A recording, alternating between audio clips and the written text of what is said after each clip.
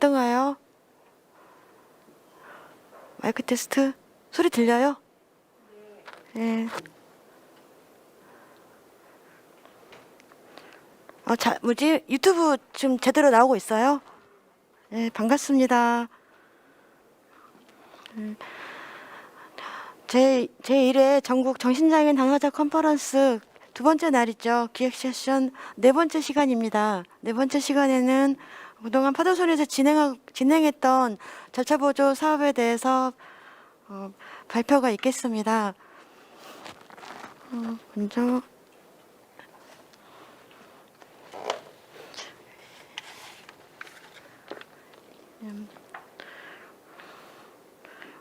참여자들의 이야기로 풀어보는 절차보조 사업 정신장애 인권 파도선에서 2018년 12월부터 2020년 현재까지죠. 진행했던 절차보조 사업에 대해서 절차보조 서비스의 그 의사결정 지원에 대해서 한양대 법학전문대학원의 제철은 교수님께서 발표를 해주실 거고요. 두 번째로는 병원의 담당 넘기 파도선의 절차보조 사업 2년에 대해서 저희 절차보조 사업의 팀장으로 일을 하셨던 노수희 팀장님께서 발표를 해주시겠습니다. 그리고 세 번째 시간에는 함께 걸어온 회복의 길 동료 지원가와 나라는 주제로 저희 파도선의 절차보조 사업단 동료 지원가들이 토킹하는 시간을 가져보기로 했거든요. 그리고 모두 끝난 후에 절차보조 사업의 홍보 영상을 시청한 이후에 질문을 받고 간단하게 토론으로 이 시간을 마무리해 보려고 합니다. 알찬 시간이 되었으면 좋겠고요. 절차보조 사업을 실행하기까지 굉장히 많은 사연이 있었거든요.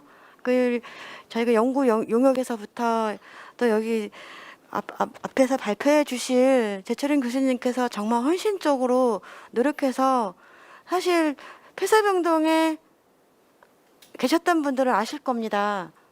면회가 되지 않는다는 걸. 친구도 만날 수 없고 전화도 제대로 할 수 없고 그 안에 들어가 있는 환자인 당사자들이죠. 환자인 나는 아무것도 할 수 있는 게 없었거든요. 그나마 처음이었어요. 가족 위에 당사자를 면회할 수 있는 제도를 지금 실행한 거는 한국에서 처음으로 시작한 절차보조 사업이었고요. 아직까지 병원에서 문을 열어주고 있지 않습니다. 조금씩 그래도 병원의 그 두터운 폐쇄병동의 철문을 녹이는 작업을 지금 저희가 하고 있거든요. 이 사업이 본사업으로 확정이 되고 그래서 그동안 말 많고 탈도 많았던 탈원화가 실천이 되고 현실화되었으면 좋겠습니다. 첫 번째 발표, 절차보조 서비스와 의사결정 지원에 대해서 한양대 제철인 교수님께서 발표해 주시겠습니다.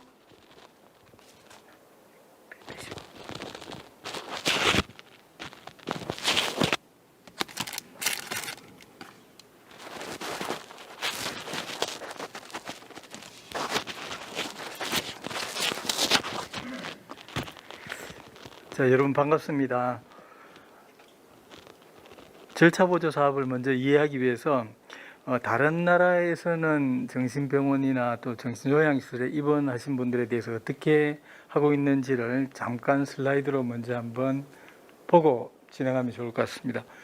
여기 영국의 예인데요. 우리가 정신병원이나 정신요양시설 그리고 또 장애인 지원주택 이런 경우 다 마찬가지입니다. 이런 때 이제 입원을 하거나 입소를 할 때는 지자체에 신청을 하는데요. 지자체에 신청을 하게 되면은 이제 그분이 병원이나 요양시설 지원주구에서 지내는 게 좋은가라고 하는 것들을 조사하는 전문가가 파견이 됩니다.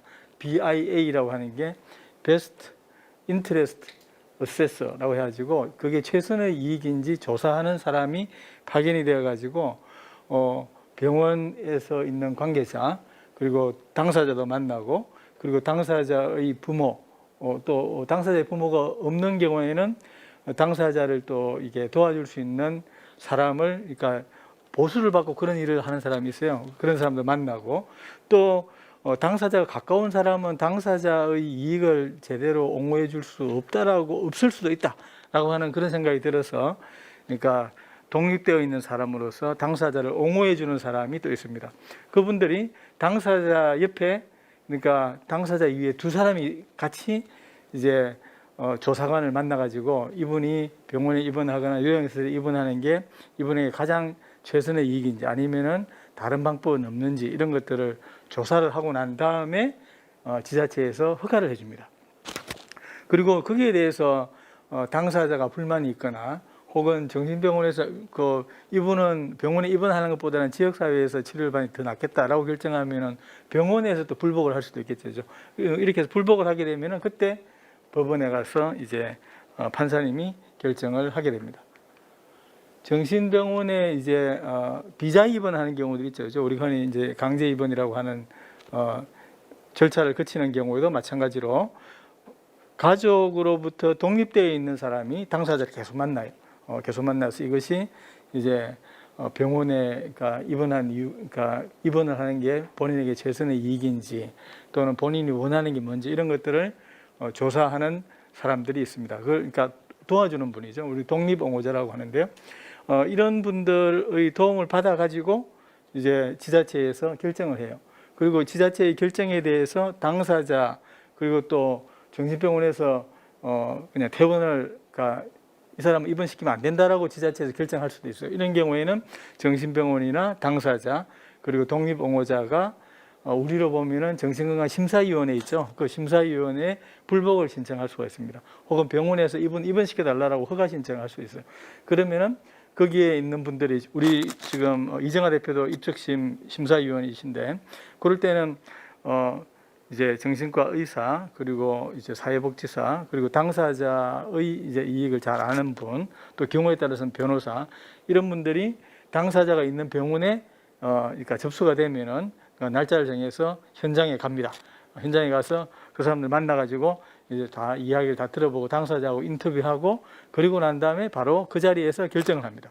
그러니까 더 있어도 좋겠다 아니면 퇴원하는 게 낫겠다라고 하는 것을 결정을 합니다. 이런 절차를 거쳐서 이제 입원이 되거든요. 그러니까 이제 정신병원에 입원해 있다고 하더라도 고립되어 있는 것이 아니라 당사자 편에 서 있는 사람이 항상 누군가가 있게 됩니다. 근데 우리나라는 이런 게 없어요. 그래서 우리나라도 이와 비슷한 그런 이제 제도를 도입하는 게 어떨까라는 생각을 가지고 2018년 연구 용역을 시작을 했습니다. 그때 제가 연구 책임자로 있었지만 저랑 그리고 심리학 하시는 교수님, 정신과 의사 선생님, 그리고 우리 이제 파도선 이렇게 해서 이제 저희가 이제 연구를 수행을 했습니다.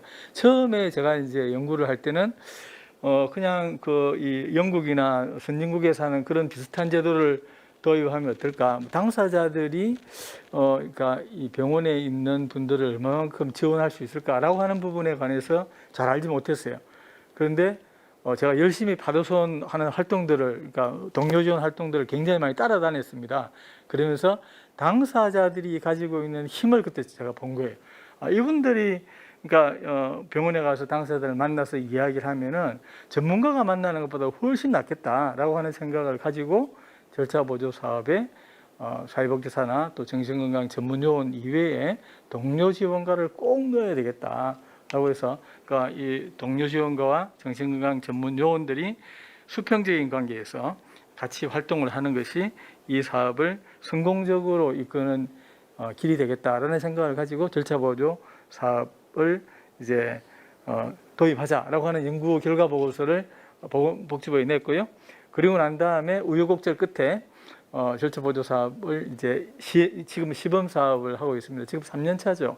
3년 차 시범 사업을 수행을 하고 있습니다. 이런 것들이 왜 필요한가라고 하는 것들을 보면요. 장애인 권리 협약을 보면은 장애인 권리 협약에서 이야기하는 게 어떤 거냐면은 장애인이 시설에 수용되지 않고 자신의 재산으로서 그리고 자신의 권리로서 지역 사회에서 독립해서 생활하는 것을 원칙으로 삼고 그것을 국가가 최대한 뒷받침해 줘야 된다고 이야기를 하고 있습니다. 지역 사회에서 생활할 때 가장 핵심적인 수단은 자기결정권이. 이 세상에서 가장 중요한 사람이 누굴까요?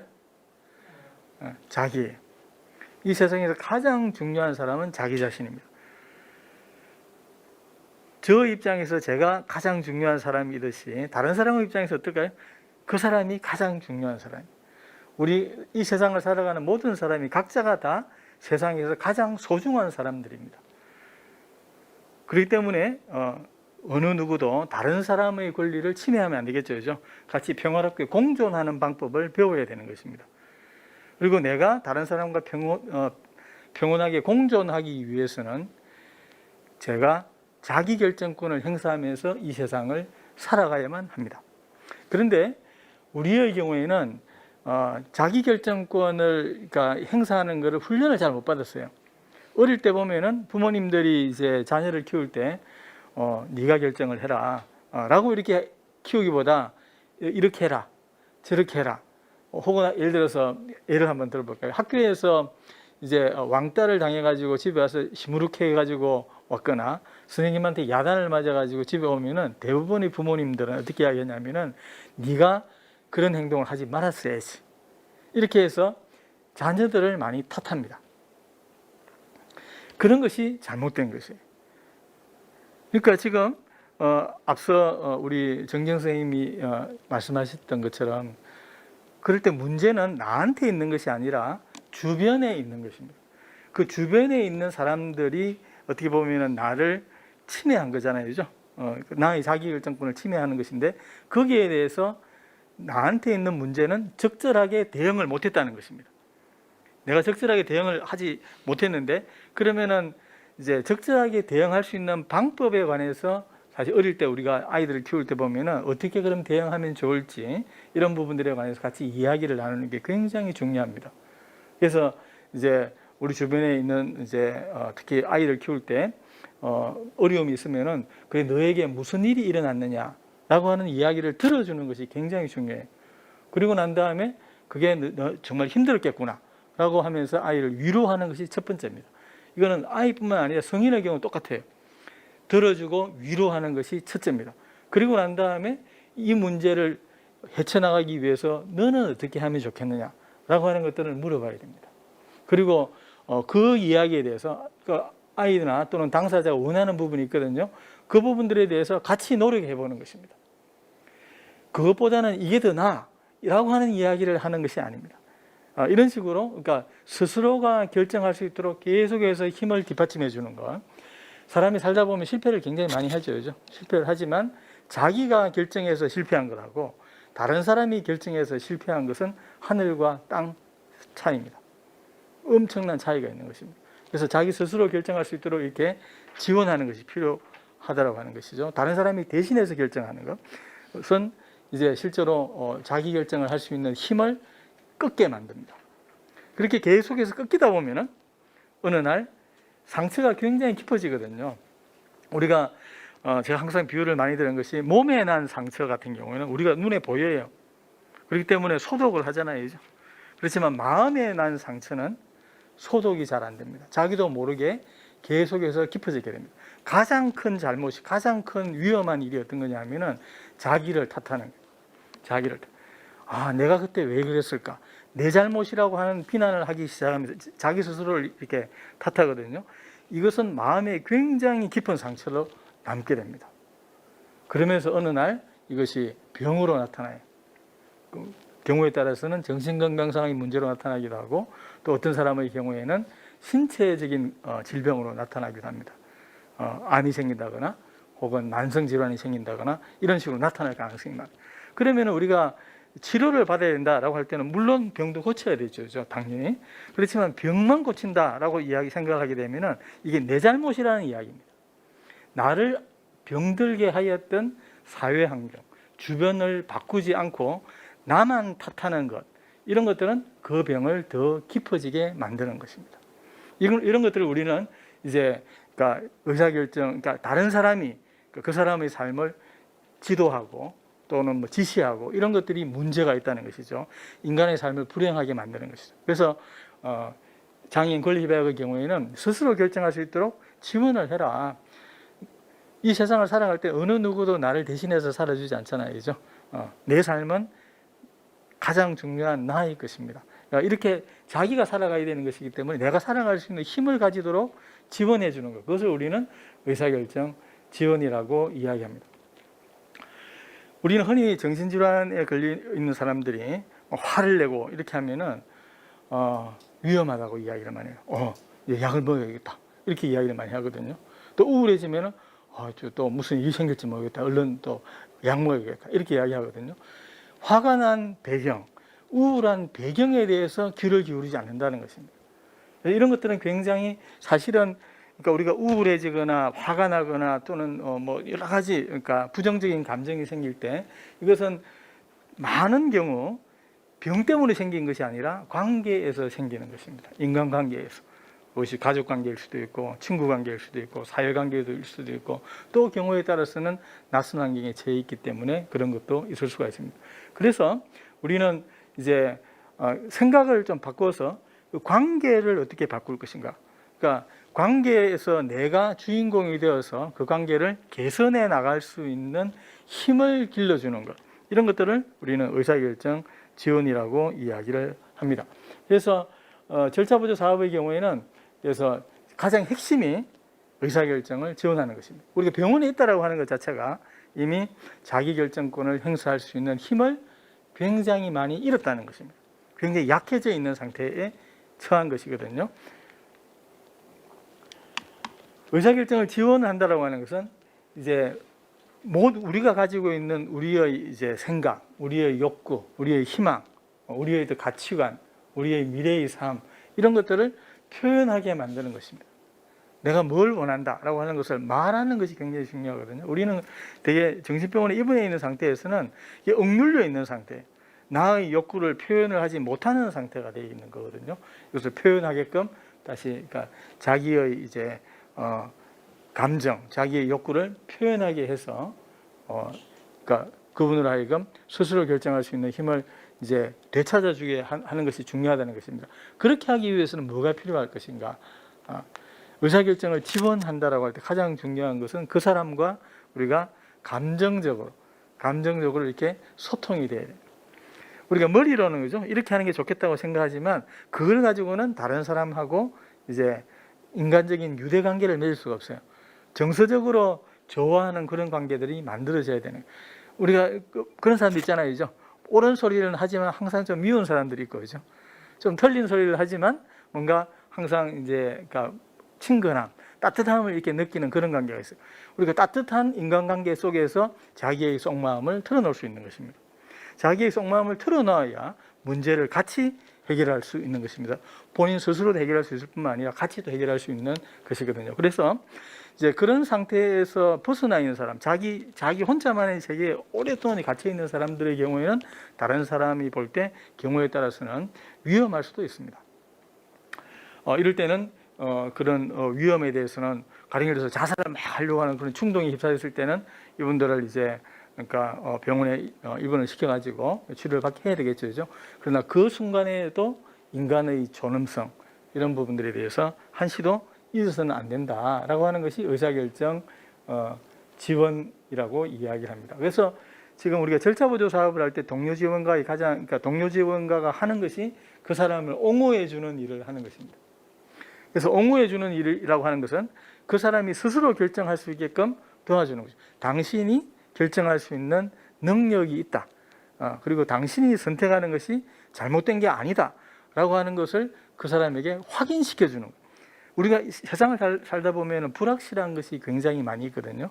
그런데 그게 아니라 당신이 생각하는 그 부분을 그런 해볼 수 있는 가치가 있는 것이다 라고 하는 것, 그런 믿음을 다시 회복시켜 주는 것이 옹호자의 역할입니다. 그래서 옹호자가 사실은 그런 역할을 하려면 여러분들이 이제 파드손의 경우에 절차보조 사업을 오랫동안 이제 하셨으니까 앞으로 하려고 하는 사람의 경우에도 중요한 것은 그 사람하고 가슴으로 연결되어 있어야 돼요. 그 사람과 이제 심정적으로 정서적으로 연결되어 있어야 되는데요. 심정적으로 정서적으로 연결되려면 가장 중요한 게 무엇일까? 판단하지 않는 것입니다. 그렇게 하면 안 돼. 그것보다는 이게 더 좋아. 라고 이야기하는 그 말은 이미 다른 사람을 판단하는 것입니다. 다른 사람을 판단할 때 우리는 대부분의 왜 그러면 그렇게 판단하느냐? 자기 마음속의 불안 때문에 그렇습니다. 내 마음속의 불안. 어떤 어려운 상황에 처해 있는 여러분의 동료들을 만날 때 여러분은 어떤 이야기를 도움을 주고 싶어 하는 겁니다. 많은 사람들이. 그 도움을 주고 싶어 하는 것은 그거는 내 마음속의 불안을 잠재우기 위한 것이에요. 실제로는 그 사람한테는 도움이 안 돼요. 내 마음의 불안을 떨쳐내는 것이 필요합니다. 내가 나에게 자신이 있으면 내가 소중하듯이 그 사람도 자기 문제를 해결할 수 있는 힘이 있습니다. 그러니까 그런 믿음을 같이 나누는 것이 매우 중요하다고 하는 것이죠. 그리고 난 다음에 그 사람이 이제 뭔가 자기의 희망을 공부를 계속하고 싶다. 제가 만나는 젊은 친구의 경우에는 지금 수능을 보고 있는데 이제 공부를 계속하고 싶다라고 이야기합니다. 할만할 것 같고 그리고 한번 그런 욕구를 가지고 있으면 그 어떻게 실현할 것인지 본인의 이야기를 들어보면 됩니다. 그리고 그 이야기에서 도와줄 부분, 우리가 도와줄 것은 굉장히 작은 거예요. 필요한 정보. 예컨대 공부를 할 때 어느 학원에 가면 좋을지 이런 것도 우리가 학원을 알아봐 줄 수 없는 거잖아요. 그죠? 그럴 때는 그러면 학원을 어떻게 알아보면 좋을까? 이러이러한 것도 있다고 하는데 네가 한번 이런 부분을 알아봐라. 아니면은 부모님한테 이런 걸 부탁해 보는 것은 어떻겠느냐라고 이야기하는 것으로 충분한 것입니다. 이렇게 필요한 정보를 주어서 그 사람이 자기 스스로가 정보를 수집할 수 있는 방법, 그리고 그 정보를 이해할 수 있는 능력, 이런 것들을 같이 협의하는 것, 이런 것들이 의사결정 지원이죠. 그 전국적인 목적은 어떤 거냐면 결국은 자기 스스로가 자기 인생의 주인공이 되는 것입니다. 우리의 인생은 굉장히 불확실한 거죠. 우리의 불확실한 미래, 불확실한 사회에서 당사자 스스로가 위험을 감수하면서 자신의 삶이라고 하는 여행을 개척하도록 지원해 주는 것, 이것이 필요합니다. 우리 모두의 삶이 소중한 삶이에요. 가치로운 삶이거든요. 동료 지원가로서 활동하는 사람, 혹은 시골에서 농사를 짓는 사람, 또 저처럼 학교에서 공부하는 사람, 모두가 저울대 위에 올려놓고 보면은 똑같은 무게예요. 어떤 사람의 무게가 더 많이 나가는 게 아닙니다. 대통령을 무게에 올려놓고, 그리고 우리 절차보조 사업을 하는 당사자를 저울에 올려놓더라도 두 사람은 똑같은 무게입니다. 영혼의 무게는 동일하다. 우리는 평등하다라고 하는 인식을 가지는 게 중요한 거죠. 그렇기 때문에 자기가 원하는 삶을 자기가 생각하는 방식대로 개척해 나가는, 불확실한 미래를 개척해 나가는 것이 굉장히 소중한 것이거든요. 여기 혹시 기독교를 믿으시는 분들이 있다면 제가 꼭 그러니까 이런 말씀 많이 드리는데요. 예수님이 내일 먹을 양식을 걱정하지 말라라고 이야기합니다. 그 말을 예를 들어서 이제 이렇게 이해하면 안 돼요. 우리가 열심히 기도를 하면 하나님이 내일 먹을 걸 주실 거야. 그게 아닙니다. 내일 먹을 걸 걱정하지 말라라고 하는 것은 내일 어떻게 될까를 미리 걱정하지 말라는 거예요. 지금 하고 있는 일에 충실하라는 것입니다. 지금 현재 내가 있는 곳에서 내가 할 수 있는 최선을 다하면 그게 좋은 삶이라는 거죠. 미래가 정해져 있으면 재미가 없다는 것입니다. 미래를 항상 개척해 나가는 그런 삶을 살아가는 것이 필요하다라고 하는 것이 중요한 것이죠. 그리고 지원 의사결정을 하는 사람들은 당신에게 최선의 것은 내가 알지 못한다는 것입니다. 우리가 동료 지원 활동을 하다 보면은 이제 근데 증상이 굉장히 심한 경우 약을 먹어야 되지 않겠느냐, 그게 아닙니다.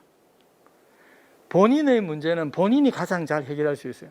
그 힘이 있는데 본인이 그걸 느끼지 못하는 거거든요.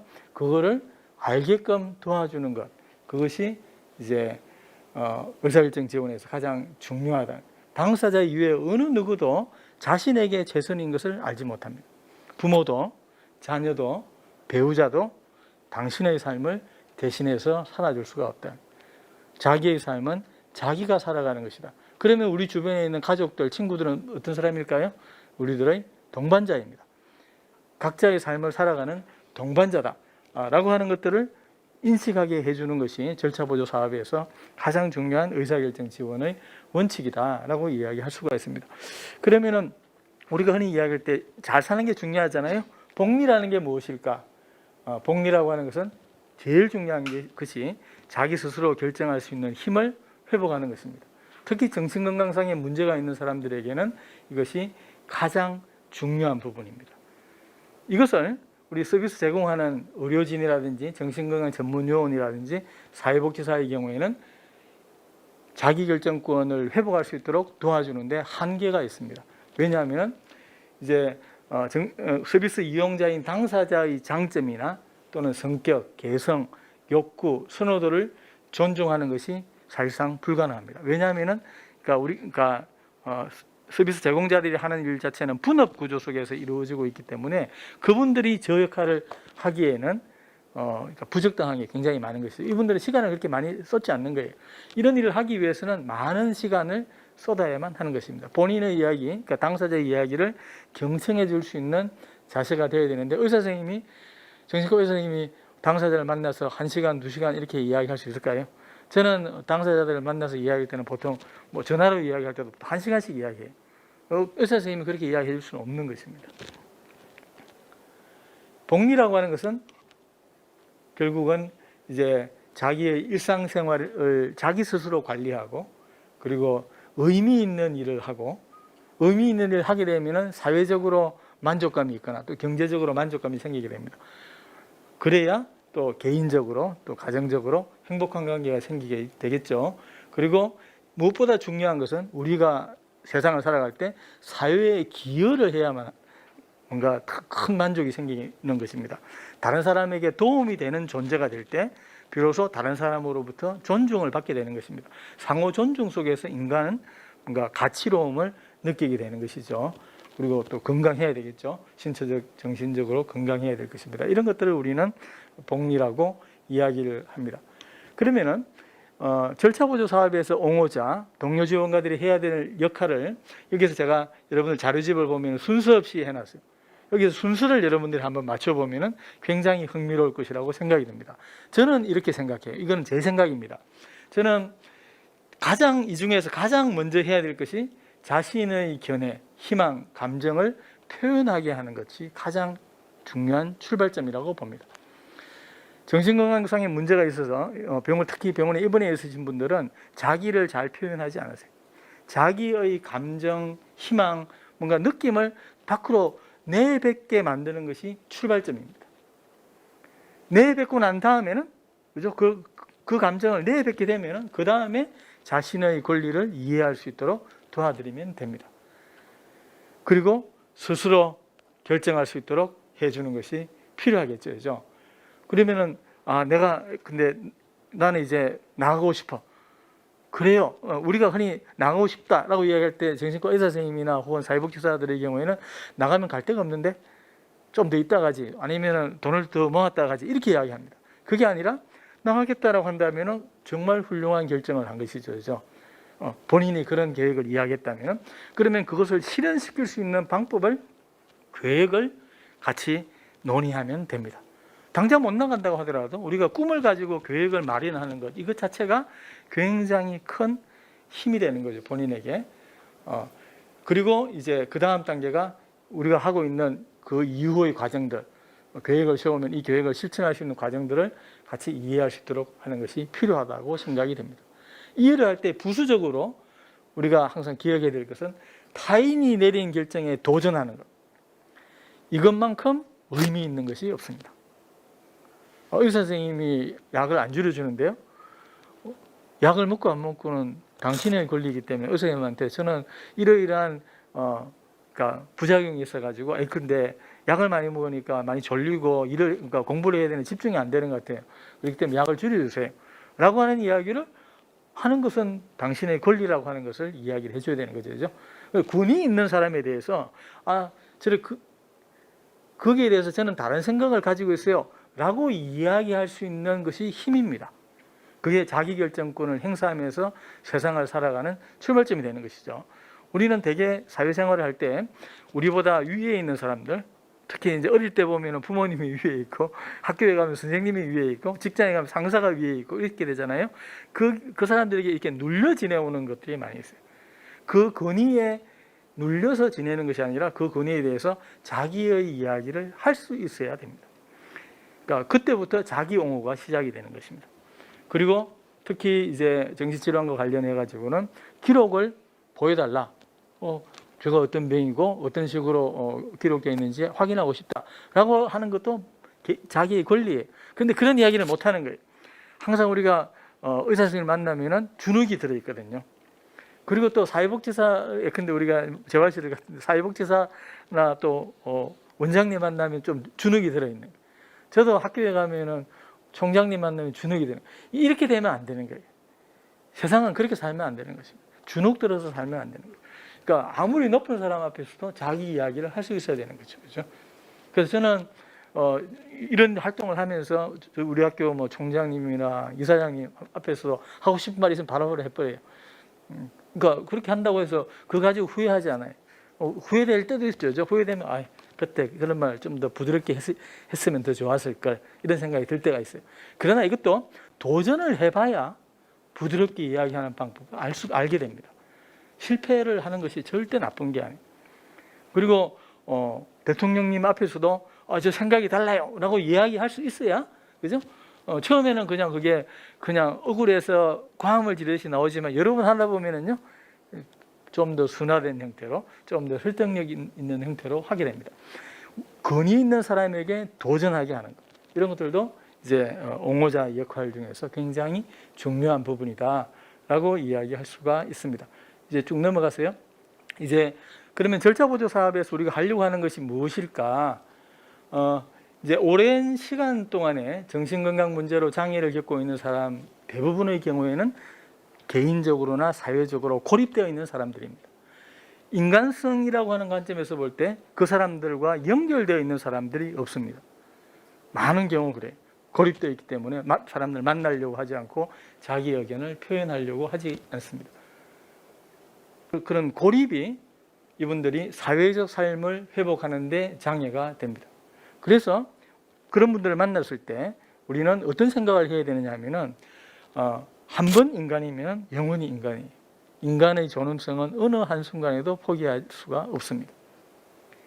정신건강상에 문제가 있는 당사자의 목소리를 듣지 않고 그 목소리가 반영되지 않는 어떤 치료도 어떤 정책도 소용이 없습니다. 그리고 같은 증상이라고 하더라도 우리가 목소리가 들리잖아요, 그죠? 과거에 그러니까 우리가 여러분들 이제 성경을 보거나 이렇게 보면은 이제 선지자들의 경우는 전부 다 목소리를 다 들었어요.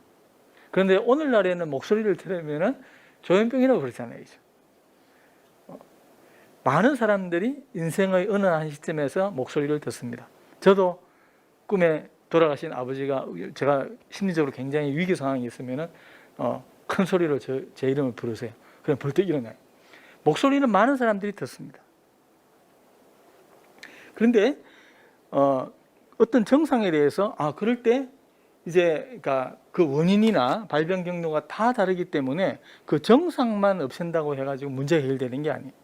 그 이면에 있는 관계에서의 부작용들이 해소되어야만 비로소 전체가 그 전부가 정상이나 또는 인간관계가 회복됨으로써 같이 조정이 될 수가 있습니다. 그리고 특히 지금 정신병원의 경우에는 1인 1실에 있는 게 아니에요. 여러분 이제 호주 같은 데에는 호텔 같은 데에서 정신병원은 호텔입니다. 그러니까 푹 쉬었다 나오는데 한 2주 정도 푹 쉬었다 나오는데 근데 우리는 정신병원은 되게 한 방에 한 4명 또 많으면 8명까지 있는 그런 건가요. 거기서는 치료가 되지 않았습니다. 치료라고 하는 것은 좋은 환경에서 쉬면서 잘 먹어야 치료가 되는 것입니다. 그렇기 때문에 절차보조 사업이 필요하다는 것입니다. 그분들에게 가서 굉장히 고립감을 더 느끼고 있는 거거든요. 그래서 그분들에게 가서 그분들과 같이 이야기할 수 있는 것이 필요합니다. 그래서 이제 좀 넘어가고요. 그래서 지금 현재의 문제에 대해서 우리가 개선을 하는 것이 필요한데요. 자, 그래서 지금 파도송 같이 이렇게 절차보조 사업을 하는 것이 사회적으로 어떤 의미가 있는가가 굉장히 중요합니다. 여러분이 하는 활동은 여러분들 이제 같은 동료를 도와주는 것뿐만 아니라 우리 사회에 매우 큰 기여를 하는 것입니다. 인권 친화적인 사회 환경을 조성하는데 결정적인 도움이 될 것입니다. 굉장히 의미 있는 일을 하는 것입니다. 여러분들은 사회 개혁을 하는 것입니다. 한국 사회에는 굉장히 많은 문제가 있어요. 아동, 청소년, 장애인, 노인 등 사회적 약자의 인권이 존중되지 않고 다양성이 존중되지 않는 사회입니다. 굉장히 획일화되어 있는 사회이고, 그리고 거대 담론 지향적인 사회, 한 개인의 인간적인 행복에 관해서 서로 다름에 대한 존중, 이런 것들이 없는 사회이기도 합니다. 그런 사회를 바꾸는데 여러분의 활동이 굉장히 큰 기여를 하게 될 것입니다. 의사결정을 도와드리는 것, 지원하는 것, 이런 것은 인권, 다양성, 개성, 자기 삶을 개척해 나가는 개인을 존중하는, 모든 사람을 존중하는 사회 환경을 만들게 될 것입니다. 그리고 이 서비스는 결과 중심의 서비스, 즉 우리는 정신질환이 걸리게 되면 회복을 해야 공부도 하고, 완치가 되어야 직장생활도 하고 결혼도 하고 이렇게 생각을 하는 거거든요. 그런데 질병일 때, 그러니까 다른 질병의 경우에 완치가 되지 않더라도 사회생활 다 해요. 공부도 하고 그다음에 직장도 다니고 결혼도 하고 다 그렇게 생각합니다. 그런데 정신질환이 있다라고 하는 딱지를 붙여놓고, 그리고 정신질환이 완치가 되어야 딴 것도 할 수 있다라고 하는 것은 뭔가 그 사람을 통제하는 것입니다. 그 이면에는 그 정신질환이 생기게 된 사회적 문제를 은폐시키는 것이죠. 은폐시키. 그래서 우리는 그런 서비스나 정책이 아니라 과정 중심의 서비스로 이제 가겠다. 그러니까 그렇게 가야 되는 것입니다. 결과를 미리 못 박아 놓지 않고 뭔가 쭉 하루하루가 다르게 이렇게 발전해 나가는 것이죠. 우리 사회는 상당히 좀 금전만능적인 사회고 또 경쟁이 굉장히 치열하잖아요, 그죠? 그래서 이제 이런 경쟁이 치열하다고 하는 것은 다름과 개성을 존중하지 않기 때문에 생기는 것인데, 이런 환경을 조성하는 사회적 인프라를 만드는 데 굉장히 큰 기여를 하게 될 것입니다. 그래서 여러분들이 하는 일들은 이제 사소한 일이 아니에요. 그러니까 정말 인간성을 회복하는데 여러분만큼 소중한 일을 하는 사람들이 없다라고 하는 자부심을 가지고 여러분이 사회에 개혁을 하는 사람이라고 하는 긍지를 가지면서 이 활동을 지속해 주시면 감사하겠습니다. 이것으로 제 발표는 마치도록 하겠습니다.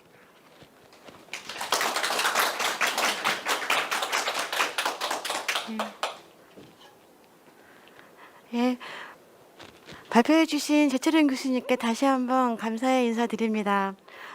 혹시 어떻게 질문을 지금 좀 받을까요?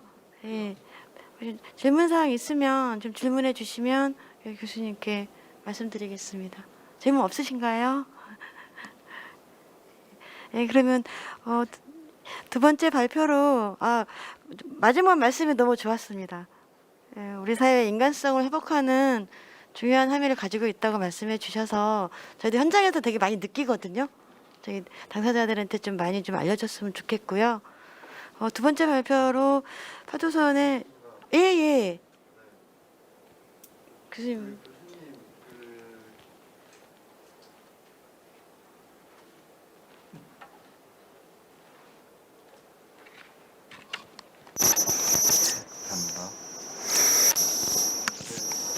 질문은요.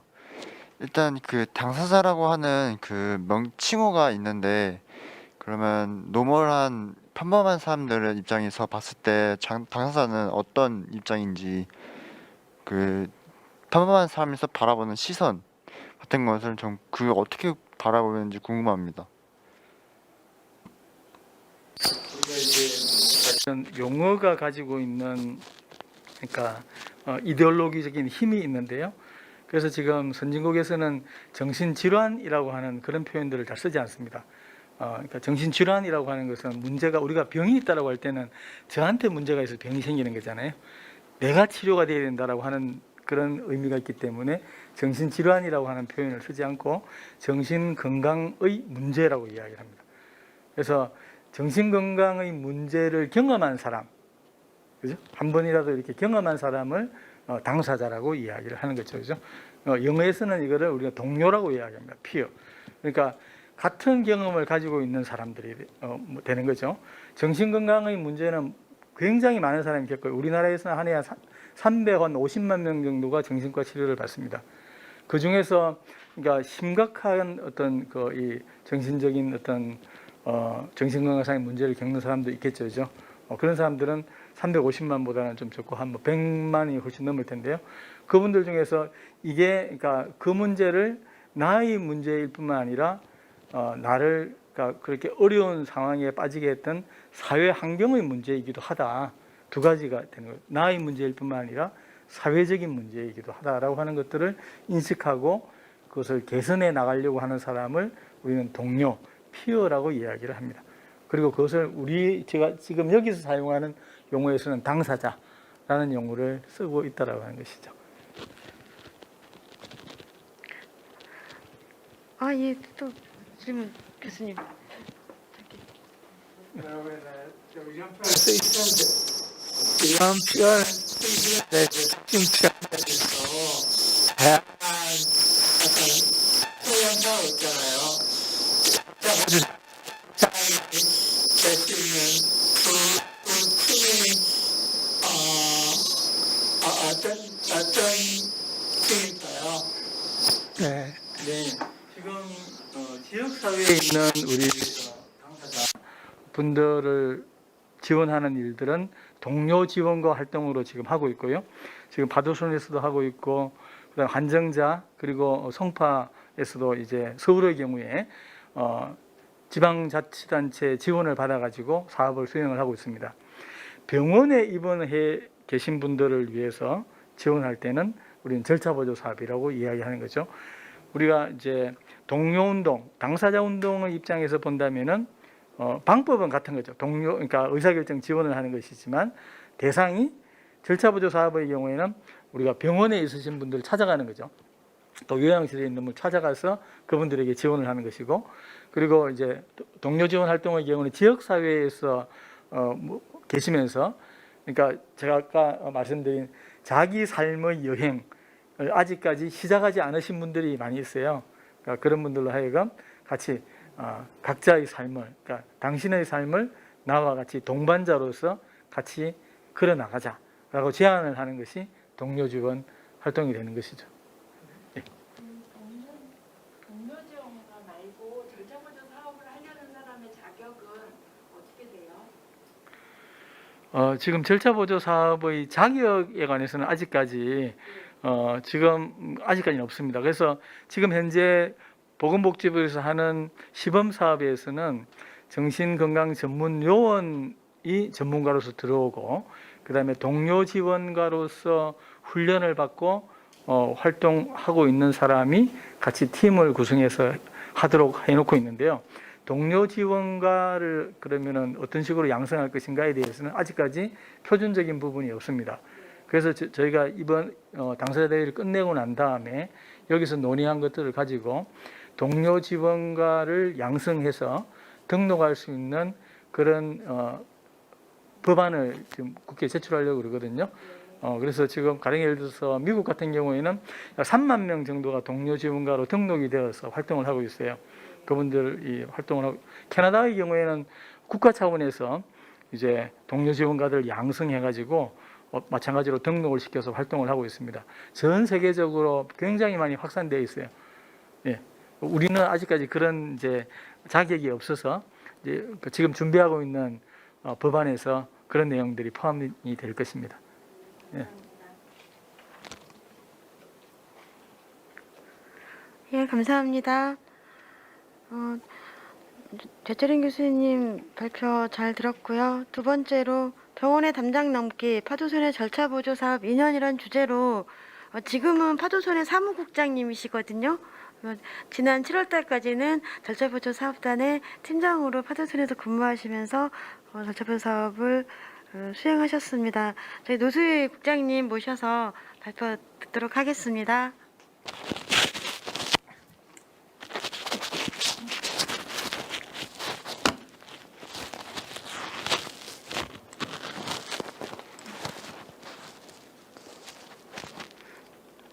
네, 안녕하세요. 파도손의 노수희라고 합니다. 네. 제가 파도손에서 절차보조 사업을 시작하면서 이제 겪었던 일들이나 저희가 지원한 사례들에 대해서 좀 말씀을 드리려고 하는데요. 제가 테이블이 있으면 테이블에 올려놓고 컨닝하려고 잠깐 써놓았던 어제 기사가 하나 있는데 지금 테이블이 없어서 그냥 앞에 놓고 제가 좀 들고 읽어도 괜찮을까요? 어제 나온 기사에 있었던 문구인데요. 간호사가 왜 방송을 했냐더라. 아픈 게 죄냐? 그럼 병원은 교도소냐? 내가 죄를 짓고 들어왔다면 인터넷도 못하고 아무것도 못하는 게 맞지만 난 죄 지은 게 없기 때문에 인간이 누려야 할 권리를 누려야겠다. 운동도 못하고 나가지도 못하는데 나를 가둔다. 병든 게 죄다. 전국 의사분들에게 묻겠다. 아픈 게 죄라고 하면 당신들은 교도관이냐? 간호사들도 교도관이냐? 말이 되는 소리를 해라. 아픈 게 왜 죄냐? 이건 어느 기사에 나왔을까요? 퀴즈. 코로나. 아, 네. 교수님이 맞추셨어요. 네.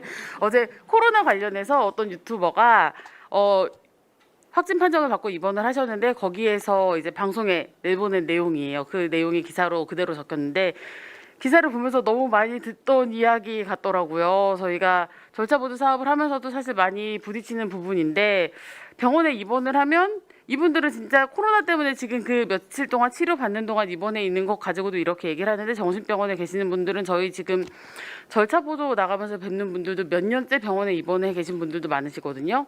그렇게 정말 몇 년 동안 그렇게 제한된 생활을 하고 있는 사람들에 대해서는 지금까지 관심을 가져주지 않으시고 잠깐 이렇게 병원에 입원해 있는 것도 답답해서 난리를 치시는 분들을 보면서 우리나라 정신의료계에서 좀 가야 될 길이 멀다라는 생각이 들긴 했어요. 아직까지 의사들이 가진 권력이 너무 크기 때문에 저희 사실 얼마 전에 제 아기가 아파가지고 이제 돌이 조금 지났는데 폐렴으로 입원을 했었어요.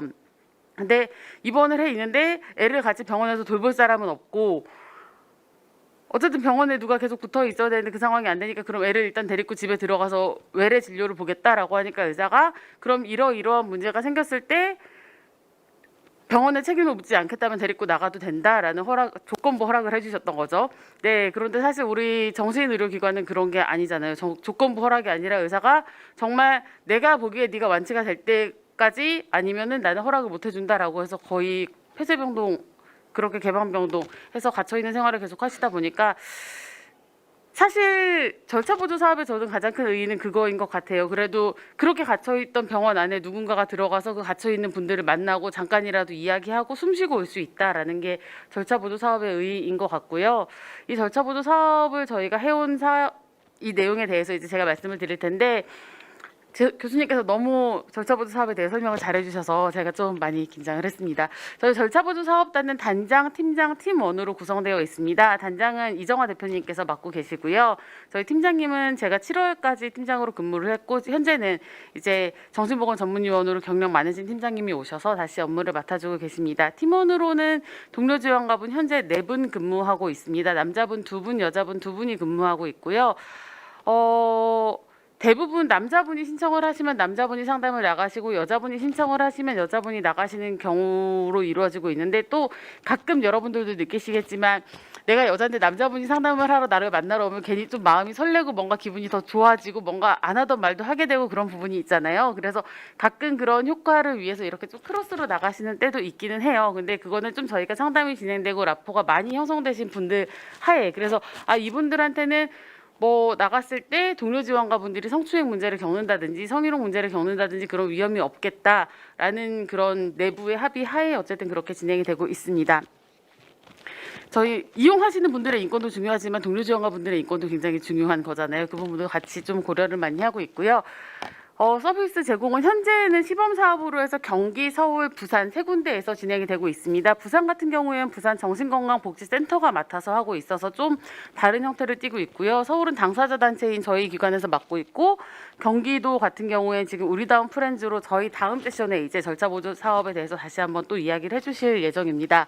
그래서 저희는 서울시 안에 있는 의료기관에만 지원이 되고요. 만약에 서울시 안에 입원을 해 계시다가 뭐 경기도의 기관으로 다시 전원을 하셨다. 그렇게 되면 저희는 서비스가 중단이 됩니다. 좀 한계점이죠. 네, 예산 지원이 서울시에서 나오다 보니까 이 부분이 좀 한계이긴 한데 그렇게 되는 경우에 그래도 경기도로 가시면 저희가 경기도로는 연계할 기관이 있어요. 근데 갑자기 뭐 충남으로 가신다던가 뭐 전라도로 가신다던가 그렇게 하면 연계할 수 있는 기관이 없기 때문에 그런 경우는 정말 중단이 되어버리고 많은 상황입니다. 서울시에 아니면 지역사회에 계시는 분들도 저 좀 위기 지원이다 필요하다라고 하면 신청이 가능하신데 그 경우에도 주소지는 서울시에 있는 분들만 대상으로 지원이 되고 있습니다. 서비스 제공을 하고 종료하는 절차로 이루어지고 있는데요. 종료가 작년까지만 해도 몇 개월, 몇 회 이렇게 기간이 정해져 있었어요. 근데 사실 여러분들도 아시겠지만 우리가 한 5번 만났다고 이 사람하고 친해지는 게 아니고 어떤 사람하고는 만나자마자 정말 너무 몇 년 지낸 친구처럼 지낼 수 있지만 어떤 사람하고는 친해지는데 6개월이 걸릴 수도 있고 1년이 걸릴 수도 있고 그런 거잖아요. 그러다 보니까 요즘에는 조금 이제 그 친해지는 정도랑 관계랑 이 분이 주로 호소하셨던 문제가 해결되는 정도를 보면서 저희가 종료 시점을 따로 잡고 있고요. 저희 지금 진행하고 있는 분 중에 11월에 진행하셨는데 이제야 본인 이야기를 조금씩 하시기 시작하시는 분이 계세요. 그러다 보니까 이분 같은 경우에는 작년으로 치면 이미 종결됐어야 되는 분인데 저희가 조금 더 이야기를 듣고 이분하고 진행을 더 해보자라고 해서 아직까지 같이 상담을 하고 있는 분입니다. 처음에 제철은 교수님하고 같이 했던 연구 용역은 2018년 3월부터 6월까지 저희가 진행을 해서 처음에 연구 사업으로 진행을 했습니다. 그 당시에 10명 57회 상담을 진행을 했고요. 보통 저희 그때 지원한 사례를 보면 위기 상황에 처한 당사자분들 이제 의견 발령해서 입원 치료하시는 거 보통 저희 사무실에 있으면 제일 많이 걸려오는 전화가 우리 가족 중에 누군가가 아픈 것 같은데 병원에 가려고 하지 않아요. 어떻게 같이 병원에 갈 수 있을까요? 라는 게 대부분이에요. 근데 여기에서 그냥 가족 중에 아픈 것 같은데 라는 의심만 있으면 괜찮은데 이게 조금 더 시간이 지나면 가족 중에 누군가를 향해서 나를 강제로 병원에 데리고 가려고 한다라는 것 때문에 폭력 상황이 생긴다거나 그런 위기를 겪으시는 분들이 있고 또 극단적으로 내가 가족들을 거부해서 이 사람이 주는 음식을 아예 안 먹고 며칠 동안 뭐 단식 투쟁을 하신다든지 이런 위기 상황을 겪으시는 분들이 있어서 그런 분들을 찾아뵙고 그럼 어떤 방법으로 치료를 하시면 본인이 좀 병원에 같이 가실 수 있겠느냐, 어떤 의사를 만나고 싶다라든지 아니면 어떤 치료 환경이 또 좋다라든지 그런 본인들의 의사를 반영을 해서 입원 치료를 받으실 수 있도록 저희가 함께 동행을 한다는 부분도 있었고요. 그리고 아니면 뭐 지역사회 복귀 과정에서 당사자 권리 보장, 강제 입원된 당사자의 퇴원을 지원, 뭐 가족관계 회복 지원, 급성기 당사자 뭐 치료 환경 개선 이런 부분이 있었는데요. 강제 입원된 당사자분들 퇴원하는 건 굉장히 힘들죠.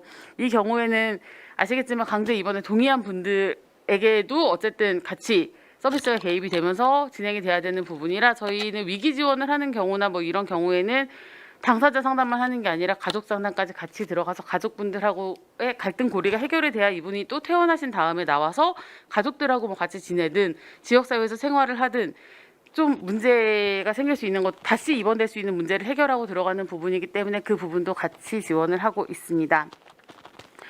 2019년부터 2020년까지 이제 정부 예산을 받아서 정식 사업으로 들어가서 정식 사업은 아니고 시범 사업으로 진행되고 있고요. 2019년에는 49명 289회 지원을 했고 2020년 7월까지는 19명 243회 지원을 했습니다.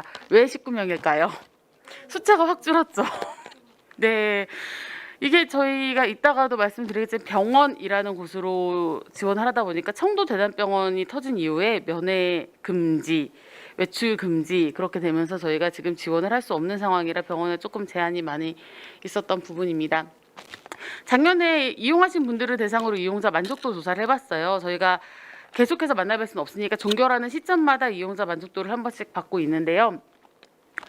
정말 9점 몇 이런 거 아니고 정말 다 10점을 주셨어요. 그래서 10점 만점에 10점이었고요.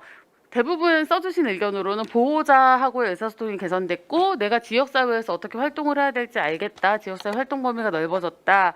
그리고 퇴원 후 관련 정보를 얻으신 분들도 있으시고 치료에 대한 생각이 변화했거나 아니면 나의 감정이나 나의 이야기를 들어주는 게 너무 좋았다라고 표현을 해주셨습니다. 퇴원 후 관련 정보는 저희 지금 상담을 하면서도 선생님들께 굉장히 많이 물어보시는 부분이에요. 저희 계속 병원에만 지내오신 분들, 특히 발병하고 나서 정말 몇십 년 동안 병원에서 지내셨던 분들은 지역사회에 내가 나가게 되면 어떻게 살아야 될지에 대한 두려움, 내가 정말 뭔가를 할 수는 있을까? 직업을 얻을 수는 있을까? 이런 것들에 대한 두려움이 있다 보니까 지역사회에 나가면 어떤 서비스들이 있어요? 내가 지금 돈도 없고 지낼 수 있는 곳도 없는데 그렇게 하면 지낼 수 있는 기관을 찾을 수는 있는 건가요? 뭐 이런 것들에 대한 질문을 많이 해오셔서 그런 부분에 대한 정보를 많이 드리고 있고요. 근데 이 부분도 아직 퇴원 계획이 안 세워진 분들한테 저희가 퇴원 정보를 드리게 되면 또 치료가 잘 되지 않는다라고 해서 병원하고 이 경계 설정하는 부분에 있어서 저희가 조금 지금 고민을 하고 있는 부분입니다. 저희 실제 활동하신 사진이에요. 작년 같은 경우는 이제 코로나가 없었기 때문에 병원에서 모시고 나와서 외출해서 근처에 공원을 간다든지 저기 요양원 같은 경우는 좀 너무 외진데 있어서 저희가 아예 차를 렌트를 해가지고 단체로 가서 날짜를 잡아서 거기에 저희 이용하시는 분들을 모시고 조금 야외로 나와서 같이 산책을 하고 들어가고 맛있는 거 먹고 들어가고 병원 맛 없잖아요. 의료원도 그렇고 어느 병원이든 다 똑같은 것 같아요. 그래서 좀 나오신 김에 기분 전환하고 맛있는 거 먹고 들어가실 수 있도록 네 그렇게 지원을 했습니다. 그리고 병원에 계시면서 가끔 이제 여름이고 더운데 상담을 하러 갔는데 겨울옷을 입고 나오시는 분들이라든지 그런 의복을 적절히 갖춰 입지 못하시는 분들 그리고 내가 지금 전립선 부분에 그게 있어서 치료가 필요한데 다른 병원을 방문하지 못하신다거나 이번에 코로나 그 지원금 있었잖아요. 그 지원금을 신청하러 내가 주민센터 가야 되는데 나 혼자 주민센터를 못 가요 하는 부분이 있어서 그런 부분들은 좀 같이 동행을 해드렸고요. 그리고 병원에서 뭔가 이분이 외래 뭔가 다른 병원을 갔다 와야 되는데 본인 병원에서 같이 도와줄 수 있는 인력이 없는 경우에 그런 경우에도 저희가 서비스를 나가긴 했어요. 저희는 꼭 아까 말씀드린 것처럼 정해진 서비스의 영역은 아닐지 모르겠지만 어쨌든 병원하고 관계를 좋게 만들어서 이분이 복리가 향상되는 그런 부분이 있다고 하면 저희는 그 부분은 무조건 다 포함을 시켜서 같이 나갔고요. 아까 자조 모임 사진 중에 하나인데요. 저희 기관에서는 일주일에 한 번 자조 모임을 하고 있어서 지금 코로나로 폐쇄되기 전까지는 개방병동에 입원해 계신 분들은 본인이 외출 쓰고 나오셔서 저희 기관에 오셔서 자조 모임 참석하고 다시 병원으로 들어가시고 그렇게도 작년에는 함께 진행을 해왔던 부분입니다. 저희가 협의체를 구성을 했어요. 어쨌든 절차보조 사업은 저희 기관이 혼자 할 수 있는 사업은 아니기 때문에 병원하고도 협조가 있어야 되고 병원 외에 다른 기관들의 협조도 있어야 되는 부분이라 저희가 병원과 지역사회 서비스기관, 가족단체, 당사자단체 이렇게 해서 협의체를 구성을 해서 작년에 회의를 2회 진행했고요. 올해 회의를 진행하려고 하다가 코로나 때문에 아직까지 저희가 그 연결고리가 근데 지금 기관들이 다 각자의 개성이 너무 강하다 보니까 유기적 협의체를 구축하지는 못했고요. 그냥 절차보조 서비스가 있습니다. 저희 그 정도는 알린 것 같아요. 작년에. 근데 아직까지 기관들에서 그런 문제가 생겼을 때 맞다 절차보조 서비스 있지 우리 기관에 이런 분들 갑자기 입원하시게 되는데 절차보조 나가주실 수 있나요? 이렇게 연락 주실 수 있는 상황은 아직 아닌 것 같아요. 조금 더 저희가 열심히 발로 뛰어야 할 것 같습니다. 서비스 제공의 한계에 대해서 말씀을 드리자면 저희는 병원이라는 공간으로 들어가는 거라서 의사가 허락하는 범위 안에서만 가능합니다. 그래서 올해 전화 왔던 분 중에서도 엄마가 병원 뭐 다른 데 진료가 필요한데 같이 가주실 수 있냐라고 문의를 하셨길래 저희는 의사가 외출 허락을 하시고 면회 허락을 하면 가능합니다라고 말씀을 드렸는데 이분은 병원에서 병식이 없다고 거부를 하셨어요. 네, 그래서 서비스를 못 받으셨는데 병원에서 사실 정말 절차보조 서비스 이상대로 간다면 내가 입원을 하자마자 서비스를 신청을 하고 내가 무슨 치료를 받는지에 대해서 설명을 받을 권리가 있고 그것에 대해서 좀 어려움을 겪을 때 저희 동료 지원가 분들께서 지금 복용하시는 약은 이런 약이고 어떤 치료를 받고 있는 겁니다 라는 거를 같이 설명할 수 있게 도와줄 수 있고 의사를 만나는 자리에도 함께 동석을 하는 게 맞거든요.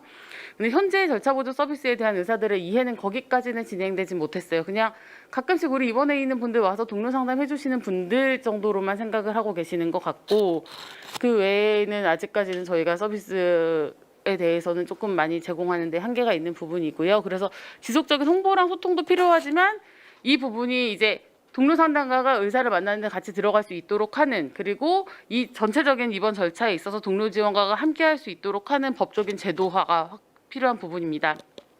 저희가 제도화가 안 된 부분이다 보니까 그 서비스 우리 이용 안 해도 되잖아요. 이 사람들 신청했는데 내가 거부해도 되잖아. 의사들은 그런 반응이시거든요. 그 부분이 제일 지금 안타까운 부분이고요. 저도 사실 제가 고등학교 때 뇌수술을 하면서 신경안정제를 한 6개월 복용을 했었거든요. 근데 저는 그냥 그때 뇌수술을 하면서도 교통사고 후유증으로 인한 뇌 안에 손상이 있어서 그것 때문에 수술을 하는 겁니다 라는 이야기만 들었고 제가 어떤 약을 먹고 있는지 전혀 몰랐어요. 신경안정제를 먹고 있다는 사실도 몰랐었는데 그 이후에 진료를 보러 가면서 저희 엄마가 얘가 하루 종일 잠만 자고 계속 살이 쪄요 그러면서 얘기를 하니까 의사가 원래 그런 약이에요 그렇게 표현하는 게 전부였어요.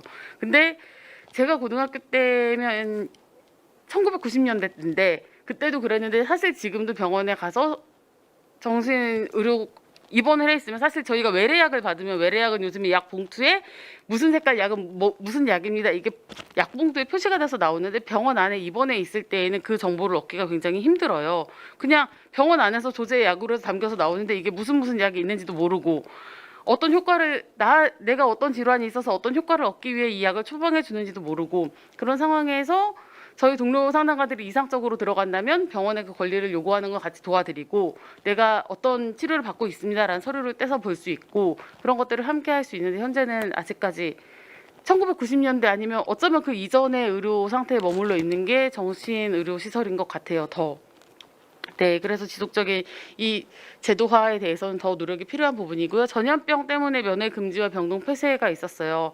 근데 사실 병원 안에 갇혀 있는 생활을 하시기 때문에 특히 뭐 4인에서 8인 뭐 이렇게 함께 생활을 하다 보니까 그 전염병이라는 거에 대한 위험은 아무래도 감수를 할 수밖에 없죠. 더 조심을 해야 하는 상황이고 그래서 저희가 유기적으로 관계를 맺고 있는 병원들 중에도 아직까지 저희에게 면회를 열어준 병원은 딱 한 군데밖에 없고요. 올해 다른 병원들은 전부 다 코로나 끝나면 연락드릴게요. 코로나 끝나고 봬요. 뭐 이런 상태예요. 근데 그 한 군데도 지금 2단계로 격상이 되면서 다시 면회 금지가 됐습니다. 네.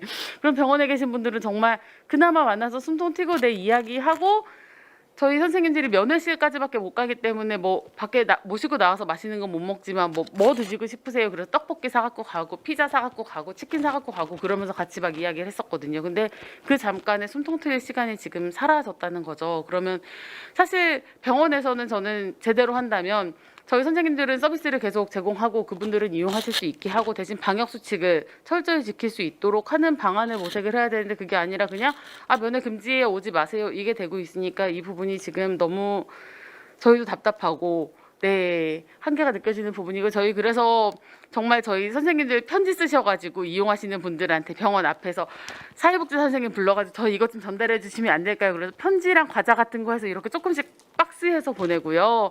그런 식으로 서비스 제공했습니다. 근데 또 저희가 그건 일방적인 소통이에요. 저희가 편지를 보내는데 그분들은 답장을 하기 싫으시고 그러시면 그냥 멈춰 있는 거고 이분이 그 전에 저희를 만날 때 어떤 부분에 어려움을 토로하셨었는데 그게 좋아졌는지 안 좋아졌는지 그런 걸 저희는 계속 알 수 없는 답보 상태에서 몇 개월이나 있다 보니까 과연 이게 아무리 전염병 사태여도 맞는 걸까라는 부분이 있었고요.